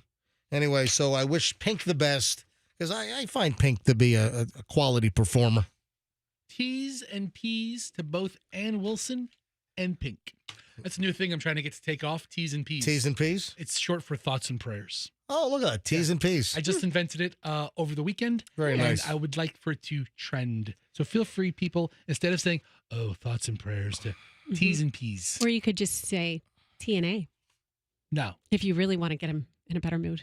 I mean, instead of thoughts and prayers, hey, TNA to you. You know what? I don't feel that well, Rox. Come on over. All right. So a couple of things I teased. And Amazon Prime, speaking of shopping and shopping carts, there's a dude online that's saying that if you're an Amazon Prime member, that in some cases, and more often than not, in some cases, he claims, that Amazon Prime members are actually paying more for an item. That when you order an item and it's Amazon Prime, whether it's 1 day, 2 day delivery, whatever it is, that there are many examples where if somebody without Prime goes on, and once they even add the shipping fee, it's less money? That it's less money. So is this a gigantic racket going on with Amazon Prime? Just take a look. If you can, maybe log out, see what the price is while logged into Prime, and then log out, or maybe use a different computer and see if the price is different once it's all apples to apples on getting it delivered to your door. Just a little heads up on that one. And then I mentioned Costco meats. I have always heard that Costco meats were good. I've been to places where, man, there's a good steak. Where'd it come from? Costco. Costco ribeye, Costco tomahawk. I've always heard really good things about Costco meats. I'm a member. I just have never bought beef there. Isn't Costco, are they the largest meat seller in the country? I'm guessing the largest wine seller. Maybe Walmart and Sam's Club might beat them, but they sell the most olive oil in the entire United States. Wow. Costco. Well, I didn't know this existed, but the claim is that Costco blade tenderizes some of their meats, where they take very fine needles and they jam them through the steaks before they're packaged in the, styrofoam and cellophane. Okay. So they take this like needle and they go all the way through to tenderize some of the steaks. But the problem is you're taking bacteria, hypothetically, from the surface that would get cooked off and killed. And in some cases, the claim is that bacteria from the top of the steak is getting pushed through to the middle of the steak. Therefore, some are suggesting that you should not eat a Costco steak rare or medium rare. Sounds because like a bunch of crap. Listen, I'm not making this up. Who's coming out with this research? What laboratory are they? Jess Pryles put up a social media video. Who's that? You don't know who Jess Pryles is? What is wrong with you, man? How out of touch are you? Very out of touch. What is wrong with you? I'm embarrassed to have you sitting across from me. You don't know who Jess Pryles is? No clue. I never heard of him either until I saw this. Let's put it on the same page. Anyway, this guy claims on his social media and his website, so Jess has a graduate degree in meat science. Oh, God. Science, meat science, meat science. And she has a recent video that anything with the styrofoam in Costco, or even if you go to the Publix or anything like that, you have to cook them past 145 degrees. I don't know why they're mentioning Publix in this. Does Publix do that tenderization? I don't know. Process? I have actually had Publix go to the cooler, whip out the giant log of like porterhouse and T-bone, the whole big thing, and I've had them cut off for me like a 2-inch porterhouse, and that thing got cut right off, and then it didn't get tenderized. I don't know, but they claim Costco first, but then also said Publix for some reason, which I don't know if that's true, but this meat expert is saying that you, at Costco at least, that you have to cook past 145, which is medium, going on to medium well. No thanks. Who the hell wants a medium well steak? I scoff at people. Michelle used to want things like medium well. I got it down to medium plus with a little bit of pink running through the middle. But I mean, think about it. In theory, that if you are using these micro needles to tenderize, you are taking stuff from the surface and pushing it to the middle. And if you're not thoroughly cooking to a temperature that could kill bacteria, then that might be a problem. I don't know how many folks have had issues, because I would guess that at least half of people that buy steaks at Costco cook medium rare, as the way any piece of steak should be served. So when I was in Italy, I got to do this cooking class. I'm holding up this lady's book right now. Giada? No, Mama Agata. Oh, you did a cooking class and got suckered into buying her book? No, it came with the class. Oh, it did? Okay, all right, very good. It comes with the free book. But I'm going to send her, I'm going to buy a lot of stuff from her online, Mama Agata. And she was amazing, and she was cooking meatballs, and she was going through the whole way of flavoring them. You have to have a lot of fat in there. So you cook with butter, you cook with olive oil, and the meat fat is what makes it really, Yeah, the most flavorful. And I sent Fester and Froggy and Andrew a video of her stirring, and I go, look, MJ, it would be so justified if he saw this video. I did not see the video. I didn't send it to you. That was when you were blocked from me. Oh, oh, you blocked me? I blocked you. Yeah, Why'd you block me? You want to know why? Yeah, because you sent me a message bothering me about something on my vacation. I'm not going to mention it. Well, because I was like, you're blocked. Goodbye. You blocked you blocked me? You didn't get I did. Roxanne texts us almost every day. I text him every day when I was up to. Pictures, updates. Yeah. I'm blocked. You were blocked for half a week. That's what's going on. I'm getting blocked by Roxanne around I told you here. not to text her. You're complaining. Anyway, so you enjoyed your class. I loved it. Yeah, And Mama Gata. Follow her online. Was it a good meatball?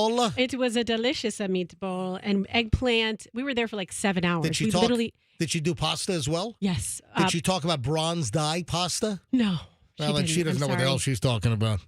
I think she does. I'm a fraud. She's a hack. I think that she does. She doesn't know what anyway. You're a bunch of stupid Americans. I'm a fraud. So that's the meat tenderizing story. And then upflation. You've got companies, and here's an example, that normal women's razors are, let's say, $10. Okay. And then if you buy the Gillette Venus razors that are specifically designed for your little private areas, I think that's what the Venus, I've seen the commercial with the lady in the skimpy little, panties and everything, and she's like trimming her bikini line on. This is a regular TV commercial, but the point is, upflation is normal razors that women can use that'll totally do the trick. Pack would be $10, and then now they're coming up with new lines like the Venus, and it's like $15. That's upflation. For instance, a lot of these full-body deodorants are a lot more expensive than the regular deodorants. Why? For what reason? So a lot of these companies with consumer goods, they're pushing us with what is being called upflation, and it's driving up what they are building a new category for, like specialized products outside of a normal category. Like boutique-y items inside the category? Upflation. So certain types of razors jamming you up. The full body deodorants that we're seeing all these damn commercials, Lumi and Secret full body, that they're jamming up the prices, and that is what is being described as upflation. Like Procter & Gamble, Secret, Old Spice, Dove, charging $14 a piece for total body deodorant. How's that different than regular deodorant, really? It's really not. Just take my Menin stick and rub it all over my place. So that's what upflation is, and be sensitive. It's happening all over the place as we speak. I mentioned, speaking of like private areas, a guy has chemical burns all over his junk because he used hair removal cream in a bid to spice up his sex life by going all... You can't use Nair down there and forget about it. Well, no. Well, apparently Nate Hill, 39 years old, used a hair removal cream on his non-public regions. Yeah, you can't do that, Take Nate. the L out. And, his partner suggested might spice things up by you going all bare down there. And the guy has, like, chemical burns all over his jewels now. Ouch. His whole... You put that stuff on, it says, wash off in 5 minutes. That stuff always made me nervous. Listen. Oh, man. You got to commit to a good waxing there, Nate. But why would this guy, like, do this whole social media and allow himself to be interviewed and that he burned up his junk? Why would you do that? It's for clicks and views. Yeah, apparently I think so. The barometer for fame is different right now. Ladies and gentlemen, I believe that this is going to bring to an end the Wednesday before the 4th of July edition of the MJ Morning Show here on Q105. And with that, the show closer music is on. Did I leave anything on the table? Did I tease anything? Probably. No, I think I got to everything I really teased. Good. A couple of things. Miami Beach has revoked Sean Diddy Combs' honorary Sean Combs Day proclamation. So New York City took the key back, and now Miami Beach has revoked honorary Sean Diddy Combs Day. I'm sure he's devastated. Yeah. Also, Beverly Hills Cop 4 has dropped on Netflix. Oh, yeah? Did you know there was, seriously, there's a Beverly Hills Cop 4? I saw a commercial. I saw a promo for it on Netflix, but I didn't know it dropped. Yeah, I have not seen the promo. I haven't seen the actual thing. I'm just curious. Wow. I can't bring down the show close music because we have such a cheap-ass system in here that I only have one Well, just pot. stop the show music. Stop the show close. Let's close with Axel F Actually, today. it was almost on the beat. Just a little bit. All right, so maybe over the weekend I'll watch Beverly Hills Cop 4 because that was a big piece missing in my life. You know, but listen, I like Eddie Murphy. Also, Judge Reinhold, who's kind of fell off the face of the earth, he's back in Beverly Hills Cop 4. And people say that Eddie Murphy just doesn't seem to age. That He doesn't. Yeah. So what's his secret? What kind of deal with the devil does he have? We got to roll, folks. We got to get out of here. Have a very safe 4th of July weekend, and we'll see you back here live on Monday. So we'll take tomorrow and Friday off, and we'll see you back here tomorrow on the MJ Morning Show on Q105. And with a holiday weekend, folks, and the 4th of July, do me a favor, let's be careful out there.